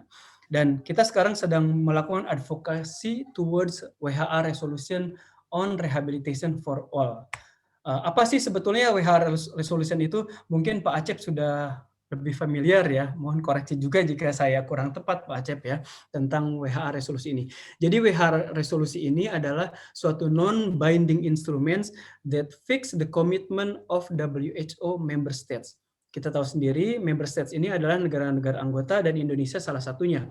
Sekarang Indonesia sendiri sedang berada di posisi executive board member of WHO. Tidak semua member state WHO menjadi executive board member, jadi hanya negara-negara tertentu, dan itu silih ganti. Saya kira 3 tahun ya Pak Acep posisi executive board tiap negara itu digantinya. Kemudian jika kita bisa mengagendakan WHA resolusi on rehabilitation for all, itu akan merupakan important step to move the rehabilitation agenda forward and leverage rehabilitation into the political agenda, dan juga provide stronger political framework for rehabilitation 2030, dan juga mengkontribusikan to achieve sustainable development goals, dan juga tentunya mensupport WHO inisiatif tentang rehabilitation 2030, a call for action. Dan kenapa sih kita butuh ini? Karena seperti data-data yang saya tunjukkan sebelumnya, untuk merespon ke huge unmet needs of rehabilitation, kemudian provide stronger political framework, kemudian contribute to achieve SDG, dan lain-lain. Sebetulnya tahun 2018 saat kita melakukan pendekatan ke negara-negara yang berada di executive board, salah satunya Guyana menginginkan mengagendaan WHA resolusi on rehabilitation, tapi ditolak oleh negara lain. Mereka beranggapan sudah ada assistive technology resolution. Padahal assistive technology resolution itu hanya sebagian dari rehabilitasi, jadi tidak bisa mengcover keseluruhan rehabilitasi. Tapi mungkin karena member state saat itu mempunyai pandangan yang mungkin kurang mengerti tentang apa itu rehabilitasi sendiri. Dan apa sih isinya? Ya tentunya untuk mengintegrasikan rehabilitasi ke health system, kemudian sehingga akan ada adequate funding untuk rehabilitation, kemudian bisa mengcover essential packages of service and product, increase and strengthen human resources, dan lain-lain. Dan ini salah satu tools yang kita buat ya di Global Rehabilitation Alliance, advocacy tool untuk membernya untuk mendekati ke Kementerian Kesehatan mereka supaya Kementerian Kesehatan mereka menjadi the champion atau the leader untuk mengagendakan rehabilitation for all di World Health Assembly di WHO. Dan yang sudah kita lakukan adalah mengkontak representatif permanent mission di Guyana, Chile, Cina juga minggu kemarin, Burkina Faso, Finland, Germany, Indonesia. Ya, ini di Indonesia mungkin Pak Acep dan kita semua kenal Profesor Nila ya, seperti saya jelas sebelumnya. Kemudian Pak Acep juga mungkin kenal dengan Ibu Mutia Hasan. 2 minggu lalu atasan saya berdiskusi langsung dengan Mutia Hasan. Saat itu saya sayangnya tidak sempat karena ada kegiatan yang lain. Kemudian Dr. Luh di RSCM, Dr. Siti Anissa Rohoni yang merupakan teman akrab dari Profesor Nila untuk pengagendaan rehabilitation for all ini. Dan intinya adalah rehabilitasi itu important health strategies yang harus diimplementasikan equally to the other health strategy. Kemudian strengthening rehabilitation and implementation should be supported not only by government tapi juga seluruh society, dan di Indonesia sangat dibutuhkan sekali. Jika nanti dibutuhkan, insya Allah saya juga bersedia untuk membantu untuk memberikan rekomendasi apa yang harus dilakukan. Kemudian WHA resolusi salah satu important tool to improve rehabilitation worldwide. Mungkin ini saja Mbak Upi dan teman-teman, mudah-mudahan tidak bosan. Saya ucapkan terima kasih banyak. Assalamualaikum warahmatullahi wabarakatuh. Waalaikumsalam warahmatullahi wabarakatuh. Kita beri tepuk tangan ya buat Mas Boya meskipun secara online, tapi sangat menarik, bahkan saya hitung tidak sampai 1 jam dan sangat komprehensif yang disampaikan oleh beliau, sampai saya pun terpana, semuanya saya banyak tulis ya. Untuk mempersingkat waktu supaya tidak terlalu malam nanti selesainya, ada beberapa pertanyaan yang mungkin akan disampaikan oleh seluruh hadirin di malam hari, di sore hari ini.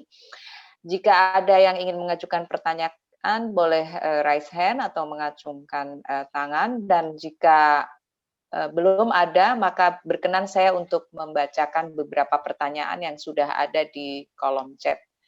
Salah satunya adalah yang tadi pertama kali dari Mas Devni. Mas Devni ini adalah PhD researcher di Osnabrück. Beliau menanyakan tentang situasi seperti apa yang biasanya paling sering efektif ya dari uraian Mas Boya ini. Bagaimana pendekatannya bagaimana dan situasi seperti apa yang biasanya paling sering efektif digunakan. Mungkin dalam hal ini karena menggunakan rehabilitasi ingin didorong dan digiring menuju ke arah penguatan strategi dalam pelayanan kesehatan, sistem pelayanan kesehatan. Lalu sebagai health strategi, dimensi ini hubungannya dengan sosial kental tidak ya? Tadi sudah sedikit disinggung oleh Mas Boya. Lalu pertanyaan yang berikutnya datang dari, oh ya, oke, satu-satu. Oh ya, tadi ada dari Pak Willy untuk memberikan kesempatan juga kepada Ibu Nani Saga untuk menceritakan tentang pengalamannya, bagaimana dia mendapatkan kebaikan dari program rehabilitasi medik yang mungkin bisa menjadi wawasan untuk kita juga. Tapi untuk pertanyaan yang dari Mas Devni, saya persilahkan Mas Boya. Mohon maaf, boleh diulang? Ulang? Ada di chat apa gimana? Ada di chat pertanyaannya. Beliau penanya yang pertama, tapi saya bacakan sekali lagi bahwa kalau melihat uraian Mas Boya, maka pendekatan yang bagaimana dan situasi seperti apa yang biasanya paling sering efektif digunakan. Mungkin ini dalam hal ini karena untuk mengkomunikasikan dengan pemerintah Indonesia. Kemudian pertanyaan beliau yang kedua, sebagai health strategi, dimensi hubungan sosialnya kental atau tidak. Karena kebetulan Mas Devni adalah PhD researcher untuk bidang komunikasi publik. Ilmu sosial, Mbak. Ya. Terima kasih banyak. Danke Mbak Upi, Mas Boya. Terima kasih banyak. Mudah-mudahan saya bisa menangkap pertanyaannya. Yang pertama adalah bagaimana dan situasi pendekatan bagaimana dan situasi seperti apa yang biasanya paling sering efektif digunakan untuk mendekati pemerintah. Pertama sebetulnya sejak WHO mengeluarkan namanya dokumen Global Disability Action Plan tahun 2014, jadi banyak pemerintah yang diadopsi saat World Health Assembly 2004, kebetulan saat itu saya juga ada di sana di meeting itu. Mungkin banyak negara-negara yang sadar tentang pentingnya rehabilitasi itu, sehingga mereka mengadopsi dan ingin mengimplementasi dan men-strengthening rehabilitasi di negaranya. Jadi pertama, keinginan dan kesadaran dari pemerintahnya negara sendiri, seperti yang di Mesir dan di Ukraina, itu yang terjadi. Kedua, kalau kita lihat dari model dari Korea Utara, jadi mungkin bukan dari level Kementerian Kesehatannya, karena yang mengkontak kita itu ada satu bagian di bawah Kementerian Kesehatan namanya Korean Federation for the People Disability yang mengkontak kita. Kedua, mungkin orang-orang yang bekerja di Kementerian Kesehatan tapi secara tidak langsung di posisi strategis, tapi mereka melihat pentingnya rehabilitasi medik. Ketiga, jika tidak ada inisiatif dari pemerintah, bisa secara bottom up approach seperti yang dilakukan oleh di Albania. Dan saat kita melakukan proses tersebut di Albania sendiri, di tengah-tengah progres bahkan kita akhirnya melakukan dialog juga dengan Kementerian Kesehatan di Albania sehingga mereka sadar juga tentang hal ini. Jadi intinya pendekatannya bisa dari berbagai arah, dari top down kesadaran pemerintahnya sendiri. Jika pemerintahnya tidak sadar, maka kita sebagai individual kerjasama dengan organisasi-organisasi terkait rehab medik dan juga mungkin Organization of People Disability yang biasanya suaranya lebih didengar oleh pemerintah untuk mengimprove rehabilitasi ini. Kemudian dimensi hubungan sosialnya juga kental. Ini sebetulnya saya ingin cerita saja. Tahun 2014 saya jadi salah satu undangan oleh WHO terkait pengembangan Rehabilitation Service Assessment Tool. Jadi terus saya ketemu dengan Presiden Wheelchair organisasi kursi roda internasional. Kursi roda. Ya. Dia bilang saat itu di mana itu Mas Boya?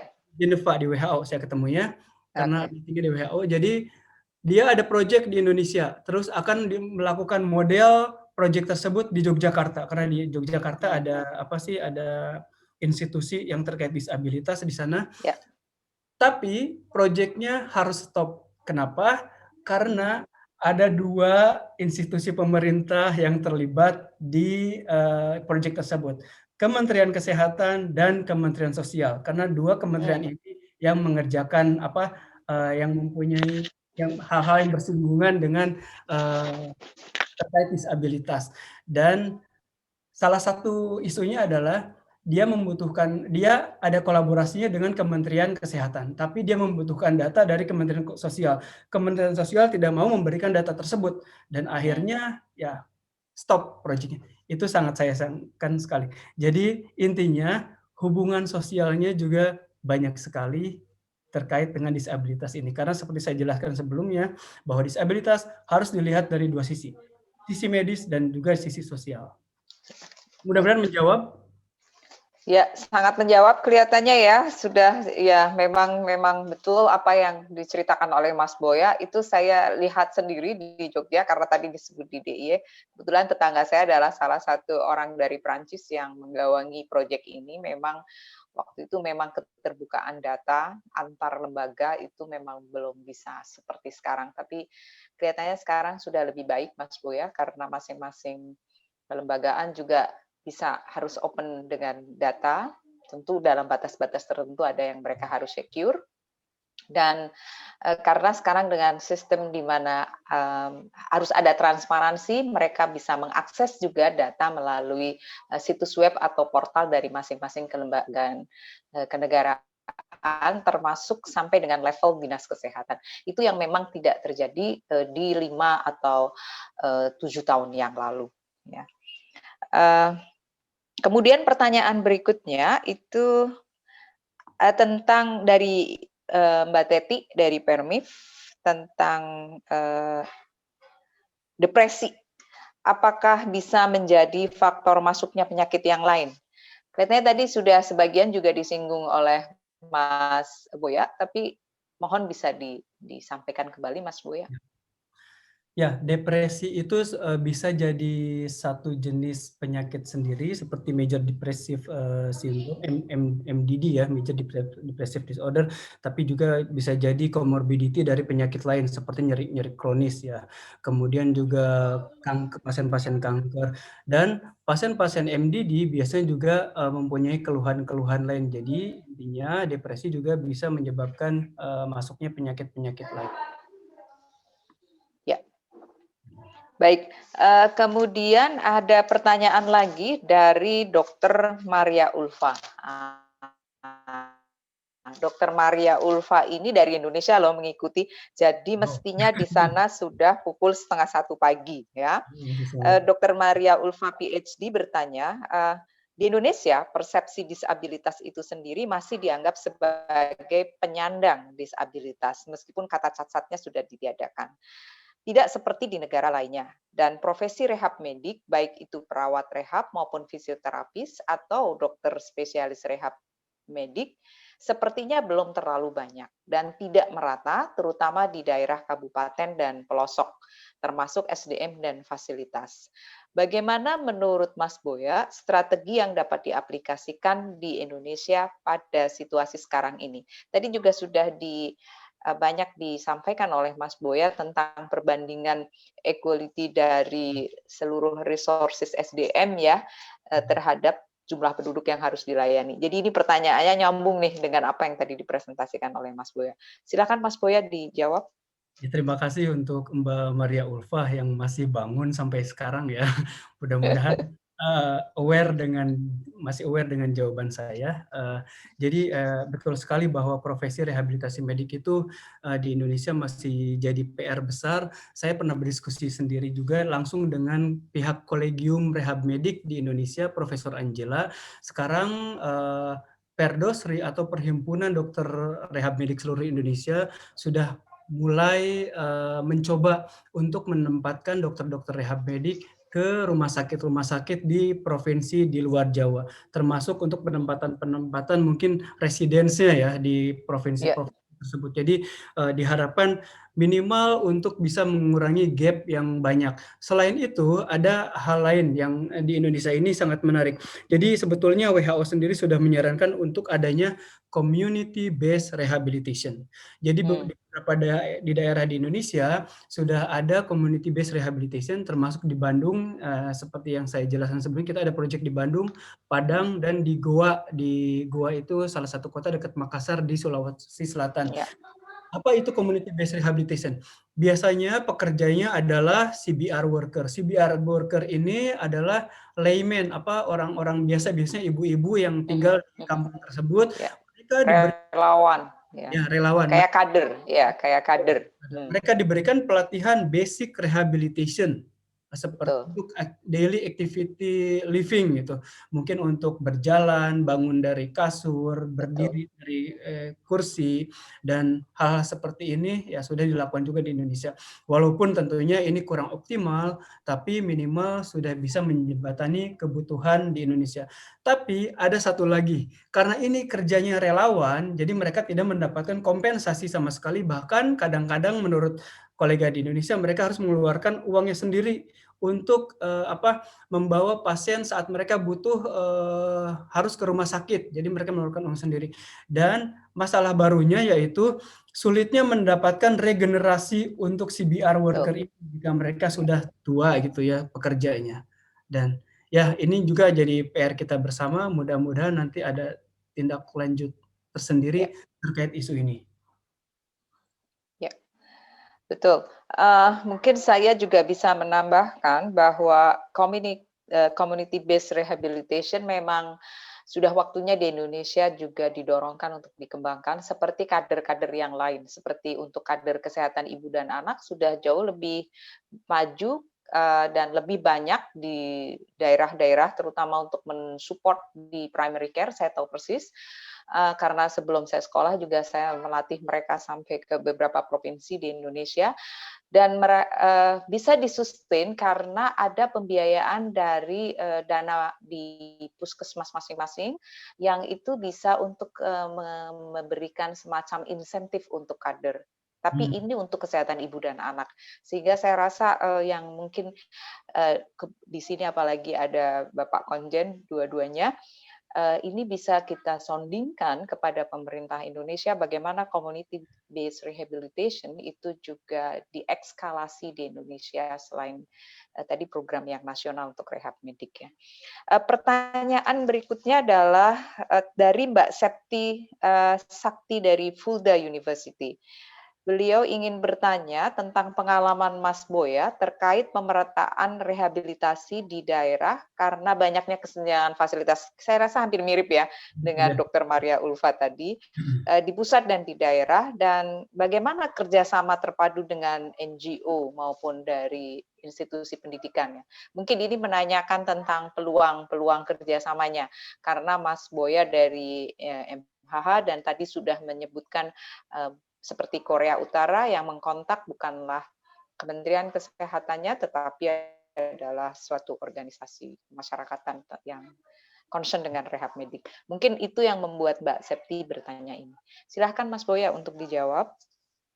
Kalau di Indonesia sendiri, saya lihat misalkan ya untuk kesenjangan fasilitas kesehatan di pusat dan daerah, sebetulnya saya belum tahu kalau di Indonesia bagaimana untuk menyiasati ini. Tapi yang pasti sangat terlihat sekali setelah saya ngobrol dengan dokter rehab di Padang dan dokter rehab di Jakarta, banyak sekali kesenjangannya.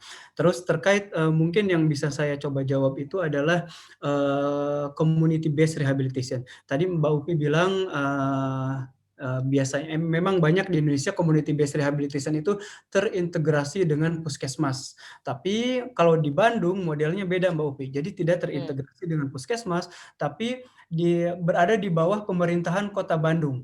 Yang mengepalainya biasanya adalah Ibu Wali Kotanya, menurut kolega saya. Kemudian kalau di Medan, bukan di Medannya, ada di kota yang lainnya, saya juga punya kolega di sana, dia menyebutkan bahwa ada NGO internasional juga yang mengembangkan community based rehabilitation di sana. Jadi NGO juga sangat berperan penting untuk memfasilitasi hal-hal tersebut, Mbak Septi. Mudah-mudahan menjawab. Ya. Dan saya rasa mungkin salah satunya Muhammadiyah bisa, ini mumpung ada Mas Rokib, Ketua PCIM Jerman Raya, mungkin juga Muhammadiyah bisa membuat semacam piloting activities gitu ya, untuk bisa membuat community based rehabilitation yang itu di endorse melalui pelayanan kesehatan di amal usahanya Muhammadiyah. Jadi kan Muhammadiyah punya juga primary care, punya beberapa rumah sakit juga yang di 34 provinsi, mungkin bisa kita ambil 1-2 provinsi lalu piloting untuk mengenali dan membuat program ini ya, dengan dibantu oleh Mas Boya dan dibantu oleh KJRI, mungkin supaya kadang-kadang nanti barrier-nya adalah salah satunya ketika kita mau implementasikan ke pemerintah daerah nih.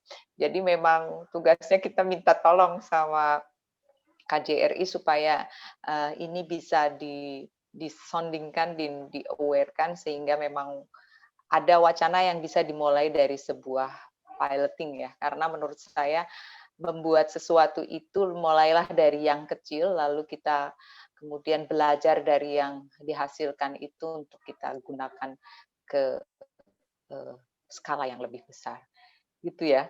Nah, saya rasa itu pertanyaan yang muncul di kolom chat. Mungkin ada yang mau bertanya lagi dan saya berikan kesempatan kepada sesepuh kita, Pak Willy, untuk bisa menyampaikan satu cerita. Tadi saya mungkin yang agak berbeda adalah mungkin tadi maaf agak typo mungkin ya dari Pak Willy, tapi mungkin maksudnya Pak Willy ingin menyampaikan sesuatu. Silahkan Bapak Willy. Ya, terima kasih terutama kepada paparan Bung Boya Nugraha yang sangat informatif sekali. Saya 9 tahun hidup di negara sosialis komunis dan 48 tahun di Jerman, ingin menceritakan pengalaman saya mengenai rehabilitasi itu. Yang menjadi catatan utama, siapa yang membiayai rehabilitasi itu. Di negara komunis yang membiayai rehabilitasi adalah negara. Sedangkan di Jerman adalah asuransi-asuransi. Maka dari itu saya mengharapkan kepada Bung Boya Nugraha yang telah mengadakan riset di berbagai negara di dunia, sehingga bisa diimplementasikan sistem pembiayaan daripada rehabilitasi itu. Yang misalnya saja di Jerman, yang menentukan apakah seseorang disable atau tidak disable, bukan dokter, bukan siapa-siapa, tetapi Versorgungsamt.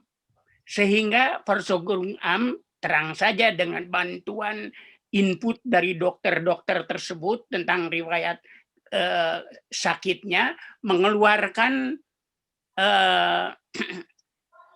identity card seperti begini. Ya, betul. Nah, saya sudah disable sekarang ini umur 81 tahun 100% dan berbagai tingkat. Nah, itu yang membiayai itu.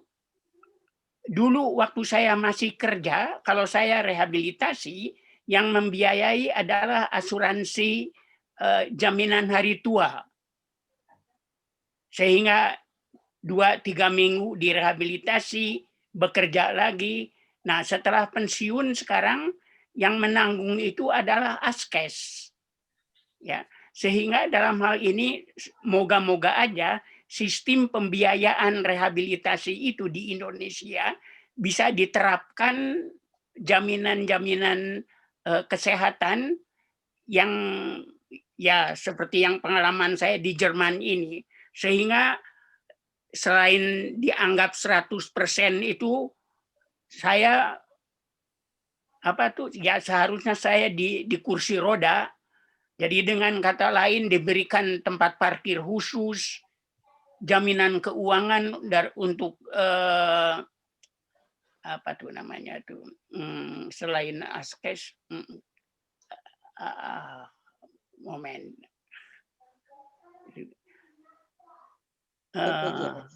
Mungkin dalam bahasa Jerman juga nggak apa-apa, Pak Willy. Ya ini saya bahasa Jermannya ya agak blackout. Bukan Pflegeversicherung. Pflegeversicherung. Jadi kayak perawat ya. Perawatan. Perawat yang sehingga selain sakit itu masih diberi uang 725 tiap bulan. Oh, iya. Untuk dengan kata perawat. lain ya mengurus diri saya. Ya. Dengan kata lain dan udah begitu diberi juga kartu transport untuk seluruh Jerman dengan kereta api dengan segala macam Gratis, Pak. Gratis per tahun. Nah, itu maka itu yang penting itu jaminan keuangannya untuk rehabilitasi itu. Terima kasih. Baik, terima kasih. Mungkin akan ada tanggapan dari Mas Boya atau penguatan. Terima kasih banyak Pak Willy. Ini pengalaman yang sangat berharga sekali ya buat kita semua, bahwa memang di negara-negara maju termasuk Jerman bahwa sistem kesehatannya sudah cukup bagus ya. Walaupun kalau saya bandingkan dengan Swiss masih kurang, karena saya pernah juga melakukan dapat pelatihan di Swiss. Ternyata di Swiss itu Pak sampai seperti ini. Pasien spinal cord injury, dia di rumah sakit misalkan. Saat si pasien ini walaupun masih keadaan disability tapi sudah siap pulang ke rumah, asuransinya bahkan mengcover untuk perubahan rumahnya sampai bisa mengakomodasi si pasien tersebut bisa ke toilet, bisa untuk ke dapur dan lain-lain. Bahkan asuransinya bisa mengcover perubahan modifikasi rumah seperti itu. Tapi kita juga sudah beruntung, alhamdulillah di Jerman sudah ada sistemnya cukup bagus. Dan saya akan cerita sebentar Mbak Upi tentang rehabilitasi di Jerman. Jadi rehabilitasi di Jerman sendiri berada di bawah Ministry of Labor and Social Affairs. Ini secara strukturalnya ya. Tapi ada beberapa jenis asuransi yang mengcover rehabilitasi di Jerman. Pertama adalah pension insurance, karena di Jerman sendiri salah satu tujuan utama rehabilitasi adalah untuk menghindari early pensiun sehingga mereka bisa kembali bekerja. Ya, sehingga bisa menghasilkan, kalau secara kasarnya membayar pajak kembali ke pemerintah. Kemudian ada jika rehabilitation treatment itu pada level akut di rumah sakit, yang membiayai adalah asuransi kesehatan. Tapi terus ada lagi asuransi namanya kecelakaan kerja. Jadi saat seseorang misalkan berangkat bekerja kemudian mendapatkan kecelakaan, nah saat membutuhkan asuransi untuk kondisi membutuhkan rehabilitasi, maka yang membayarkannya adalah asuransi kecelakaan. Jadi di Jerman itu sangat kompleks sistem pembiayaan untuk rehabilitasi itu sendiri. Tapi yang saya lihat kalau di Indonesia hanya ada 2 jenis. Pertama dari BPJS Kesehatan, kedua asuransi kesehatan Ketenagakerjaan. asuransi Sayangnya, ketenagakerjaan. ya, BPJS Ketenagakerjaan ini masih belum optimal. Sekarang Ya. saya berdiskusi dengan Dr. Luh dari RSCM, dia sedang berjuang supaya BPJS Ketenagakerjaan juga bisa membiayai minimal untuk return to work program seperti itu. Betul sekali. Mas Boya, mungkin kita mintakan tanggapan kepada Bapak Konjen, Pak Acep, dan nanti yang kedua kepada Bapak Konjen Hamburg sebelum nanti kita kembali ke penanya yang lain, tapi kita mintakan kepada dua beliau sebagai pemangku kebijakan di wilayah Jerman ini. Silahkan Bapak Acep untuk bisa memberikan tanggapannya. Baik, terima kasih Bu Dr. Upi. Terima kasih Pak Dr. Boya atas paparannya yang sangat komprehensif, yang semula kita bayangkan akan hanya bicara mengenai COVID, tapi ternyata bicara mengenai rehabilitasi medik secara komprehensif, dan kita banyak mendapatkan pencerahan mengenai hal itu, termasuk juga terkait dengan COVID. Kita baru memahami bahwa penting sekali untuk dilakukan juga upaya rehabilitasi medik pasca COVID. Yang saya kira ini merupakan sesuatu yang baru barangkali nanti untuk Indonesia, karena umumnya pasien-pasien yang terkena COVID-19 setelah sembuh, lalu kemudian mereka akan mengelola pulang begitu saja. Ya. Padahal kalau kita cermati dari paparan Pak Boya, itu banyak hal yang perlu kita tangani pasca COVID, karena penderita COVID ini kan mengalami kerusakan permanen pada beberapa bagian organ tubuh, terutama di paru-paru yang membutuhkan rehabilitasi medik lebih lanjut. Nah, saya tidak tahu bagaimana di Jerman, tapi saya kira untuk Indonesia ini merupakan sesuatu yang baru. Nah, terkait rehabilitasi medik itu sendiri, sebetulnya secara umum ini kita sudah lakukan Pak Boya di Indonesia, tetapi lebih kepada rehabilitasi medik dalam konteks fisioterapi, penanganan penyandang disabilitas secara fisik. Tetapi rehabilitasi medik dalam konteks yang lebih luas untuk penyakit-penyakit lain seperti kanker, kemudian juga penyakit-penyakit NCD yang lain ya, dan juga termasuk communicable disease, penyakit menular, ini kita belum mengarah ke sana. Jadi saya kira ini juga sesuatu yang masukan yang penting untuk pemerintah Indonesia untuk ke depan harus juga memikirkan bagaimana kita meningkatkan rehabilitasi medik bukan hanya dalam konteks untuk penyandang disabilitas, tetapi dari segi rehabilitasi medik secara keseluruhan. Saya sepakat dengan Pak Boya bahwa dua institusi yang perlu kita lakukan pendekatan, yaitu Kementerian Sosial yang memang tugas dan tanggung jawabnya menangani penyandang disabilitas, dan tentu kemudian Kementerian Kesehatan yang tugas dan tanggung jawabnya menyelenggarakan pelayanan kesehatan. Sehingga kemudian rehabilitasi medik menjadi bagian dari kebijakan pemerintah di dalam sistem pelayanan kesehatan secara keseluruhan. Nah, kemudian terakhir barangkali saya menyambut positif Pak Boya terkait dengan usulan resolusi yang sedang disiapkan oleh Pak Boya dan teman-teman untuk resolusi mengenai rehabilitasi medik ini, karena saya kira penting ya sebagai bagian dari upaya untuk memajukan plan of action dari WHO yang tadi Pak Boya sampaikan. Nah, mungkin nanti Japri Pak bisa kita komunikasi mengenai trik-triknya untuk mengajukan resolusi, tapi sudah tepat langkah yang dilakukan, melakukan pendekatan ke beberapa negara termasuk kita Indonesia, dan sudah menghubungi PTRI Jenewa. Dan nanti saya kira dari situ yang penting adalah bagaimana kita memasukkan agenda dulu ke dalam pembahasan sidang eksekutif board bulan Januari 2021 untuk masuk menjadi agenda WHA di bulan Mei 2021.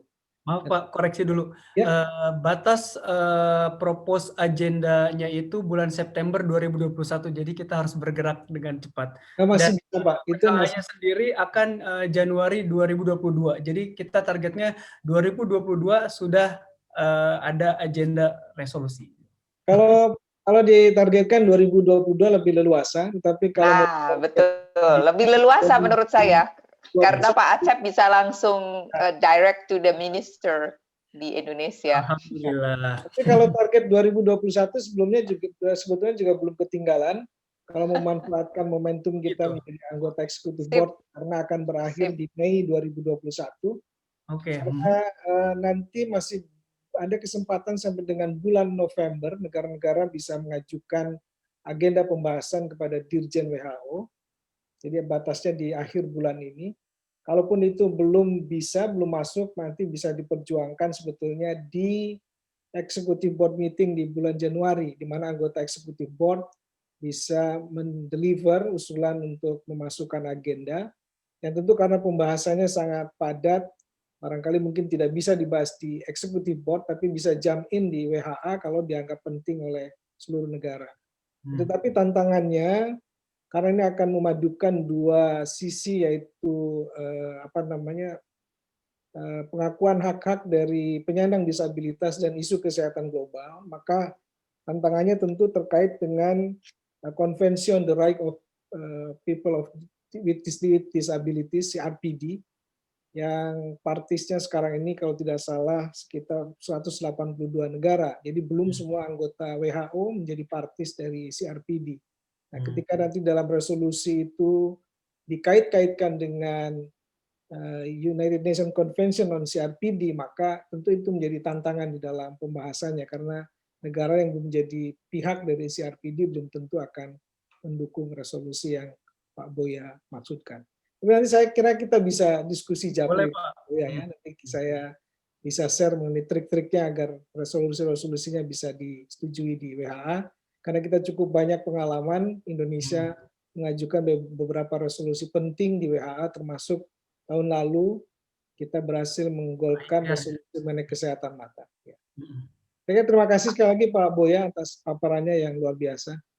Alhamdulillahirrabbilalamin ya, keren banget. Terima kasih. Lebih dari ekspektasi kita ini ya Mas Boya ya. Ternyata Pak Konjen Acep telah bisa gayung bersambutnya luar biasa. Dan oh ya, satu lagi saya mohonkan Pak Ardian Wicaksono, Bapak KJRI Hamburg untuk juga memberikan tanggapannya selaku pemangku kebijakan. Terima kasih Dr. Upi, Pak Mas Boya. Terima kasih atas presentasinya yang sangat komprehensif ya. Dan ini menyadarkan kita mengenai pentingnya untuk memberikan perhatian terhadap rehabilitasi medis. Saya juga baru tahu nih beberapa hal yang terkait sama bidang dari rehabilitasi medis, dan kita juga kelihatannya masih perlu untuk penguatan di Indonesia. Tadi disampaikan oleh Dr. Upi mengenai pilot projecting ya di daerah, ini kayaknya perlu juga nih. Jadi saya tertarik nanti untuk menarik garis kerjasama yang mungkin ada selama ini antar kota dan juga antar provinsi, antara kawasan-kawasan di Jerman ini untuk bisa direct kerjasama dengan university atau rumah sakit di daerah. Jadi mungkin nanti juga kita akan coba izin mungkin Mas Boya nanti bisa kita bahas tersendiri ya untuk membantu teman-teman kita di daerah. Kita ada kerjasama dengan Bandung dan dengan Padang kalau di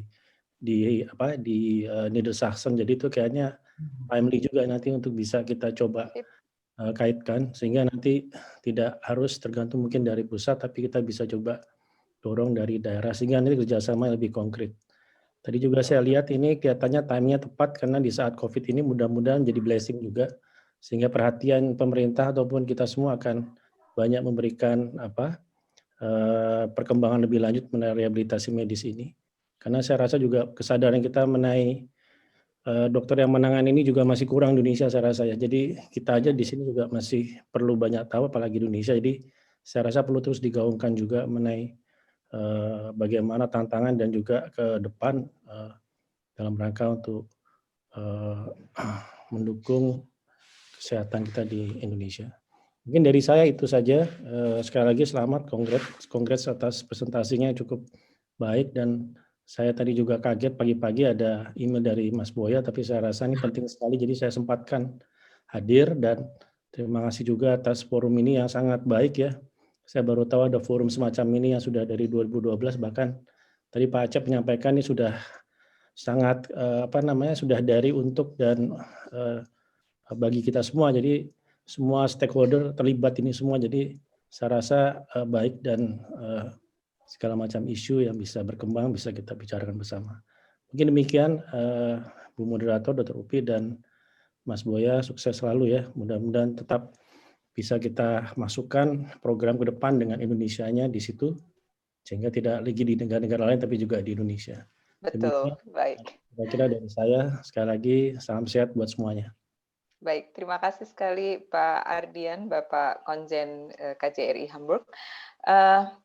Ada satu dari Mbak Yanti akan menyampaikan tentang apa yang beliau rasakan ketika mengalami penyakit kanker dan telah mendapatkan pengalaman yang sangat berharga dari rehab medik pasca kemoterapi. Silahkan kepada Mbak Yanti, mungkin waktunya tidak terlalu panjang ya, 2 menit, 3 menit gitu, karena kita akan tutup acara ini. Silahkan Mbak Yanti untuk bisa share. Selamat malam, terima kasih waktunya yang diberikan. Acara ini sangat menarik dan tergugah buat saya untuk berbagi pengalaman. Saat itu suami saya menderita kanker, 8 tahun ya. Kemudian dari awal dokter sudah mengatakan bahwa kondisinya cukup lemah, jadi kemungkinannya tidak, usianya tidak lama lagi. Kemudian saya bilang kita tidak boleh putus semangat, kita harus berusaha. Kemudian saat itu keadaan suami adalah lumpuh bagian kiri, jadi nggak bisa jalan atau tangan juga nggak bisa.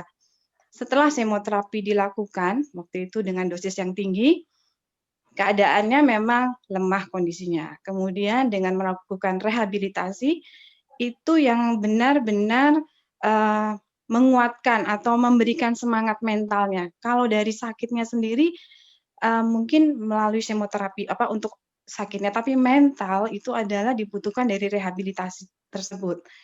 Karena pada saat itu otomatis didiagnosa kanker, dia depresi, terus semangat untuk hidup tidak ada. Tapi dengan melakukan fisioterapi, waktu itu ada ergoterapi, logopedi, dan fisioterapi yang dilakukan, lambat laun dia mulai bisa memiliki semangat dan mau bergerak dan mau semangat untuk kembali, mau kerja kembali waktu itu. Tapi dengan waktu yang cukup lama dan akhirnya harus melakukan pensiun lebih awal, tapi semangat hidup dan akhirnya dia bisa nyetir mobil lagi sampai ke Belanda. Dan saya sebagai istri atau dari dorongan dari keluarga itu juga memberikan motivasi untuk dia lebih sehat lagi. Dan rajin dengan melakukan fisioterapi, akhirnya dia bisa jalan kembali dan bisa nyetir mobil.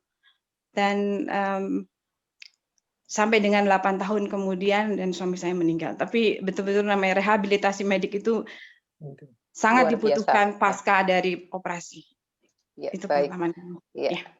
Terima kasih sekali Mbak Yanti atas sharingnya ya, luar biasa, sehingga ini semakin menguatkan apa yang kita bicarakan malam ini dan menjadi ide yang menurut saya sudah sangat 100% didukung oleh Bapak Acep maupun Bapak Ardian. Dan mungkin 1 menit ada pertanyaan tentang bagaimana masalah merokok yang sekarang diganti dengan merokok elektronik. Menurut Mas Boya, apakah dua-duanya atau salah satunya itu bermanfaat? Karena efek coba-cobanya juga akan sangat mengganggu. Silahkan Mas, dari kacamata rehab medik, mungkin 1 menit saja Mas bisa jawab. Boleh diulang? Mohon maaf, boleh diulang? Tentang masalah merokok yang sekarang diganti dengan merokok elektronik. Kalau dari pandangan rehabilitasi medik, apakah merokok ini, baik yang konvensional maupun elektronik, itu baik atau tidak baik? Karena bagaimana dampaknya, karena ini banyak anak muda yang mulai coba-coba. Mungkin 1 menit saja sebelum saya kembalikan ke MC. Silahkan ditanya, silahkan dijawab, Mas. Oke, terima kasih banyak Mbak Upi. Sebetulnya sebelum kita berangkat bicara tentang rehabilitasi untuk pasien yang karena akibat merokok, kita lihat dulu sebetulnya apa yang disebabkan oleh rokok. Kita tahu sendiri bahwa rokok konvensional bisa menyebabkan banyak sekali masalah kesehatan. Ternyata sekarang juga sudah banyak sekali penelitian terkait rokok elektronik dan efeknya ternyata di bidang kesehatan masih sama dengan efek rokok-rokok konvensional. Mungkin saya pernah soalnya mencoba, karena saya mempunyai keponakan yang sudah besar ya, kan dia juga mengganti ke elektronik. Dia bilang, Mang Boya ini lebih safe dibandingkan rokok konvensional. Makanya saya penasaran karena concern terhadap keponakan saya sendiri. Dan setelah saya search, ternyata efeknya memang sama, efek bahaya dari si rokok elektronik sendiri. Jadi ya nanti treatmentnya juga tergantung dari masalah kesehatan yang dia alami, mungkin terkait paru-paru, bagaimana untuk breath training dan lain-lain. Intinya sih efek kesehatannya sama. Saya sarankan lebih baik berhenti merokok. Sekali, baik ya. Terima kasih. Saya rasa 1 jam Upi, lebih satu lagi kita bisa mau komen 1 dikit, Mbak menit Upi? ya, karena Ya. saya mau Jadi, kembalikan ke... Ya, saya Yul dari Essen. Beberapa tahun yang lalu Pak Fauji Bowo kebetulan mengadakan pertemuan dengan Pak Erlangga di kota kami. Pak Erlangga Menteri Hartanto, dan mengajukan seperti program untuk vokasi. Waktu itu juga sempat kami berdiskusi dengan Pak dulu ya Dubes KBRI Berlin mengenai program vokasi itu sendiri. Kalau menurut kami yang kami dari PPI waktu itu mengajukan usulan seperti Krankenpfleger, Krankenschwester maupun fisioterapi untuk rehabilitasi diselaraskan dengan program vokasi yang ada yang diselaraskan oleh KBRI Berlin. Program vokasi itu sendiri sudah berlangsung kalau nggak salah. Jadi kalau misalnya dimasukkan sistem rehabilitasi ini sendiri dalam pelayanan rumah sakit di Indonesia nanti, tentunya disupport bukan saja dari asuransi, dari pembiayaan, tapi juga dari teknik dan skill dan keahlian perawat-perawat ataupun kan dokter nggak mungkin 100% ngurusin pasien atau yang pasien rehabilitasi, tapi itu kebanyakan kalau di sini juga kepada fisioterapi yang sifatnya di luar rumah sakit maupun yang Ausbildung sendiri atau melakukan sendiri kayak Ausbildung sama vokasi itu di Jerman itu banyak sekali kayak gitu. Nah, kenapa tidak di Indonesia juga dimanfaatkan program vokasi KBRI itu nanti untuk rehabilitasi, mensupport rehabilitasi di Indonesia. Jadi banyak sekali lulusan-lulusan SMA di Indonesia misalnya atau STM yang sebetulnya punya potensi untuk menjadi Krankenpfleger, untuk menjadi fisioterapi yang jauh lebih telaten dibandingkan dengan orang Jerman. Nah, itu merupakan suatu cara juga untuk kita mengambil ilmunya di Jerman ini untuk diterapkan di Indonesia. Seperti itu. Saya ingat waktu itu soalnya Pak Fauji Bowo mau menerapkan program vokasi. Terima kasih. Ya, baik. Terima kasih sekali Mbak Iyul atas usul dan masukannya. Dan saya rasa sudah 1 jam lebih dari 10 menit sejak paparan dimulai dari Mas Boya. Dan akhirnya waktu juga saya kembalikan kepada MC. Sekali lagi saya sebagai moderator mengucapkan terima kasih atas seluruh kesempatan yang diberikan kepada PCIM Jerman Raya bekerja sama dengan KJRI Frankfurt untuk pemaparan tentang pentingnya rehabilitasi medik dan situasi terkini yang disampaikan oleh narasumber kami, yaitu Dr. Boya Nugraha. Terima kasih. Saya kembalikan waktunya kepada Ibu Risa.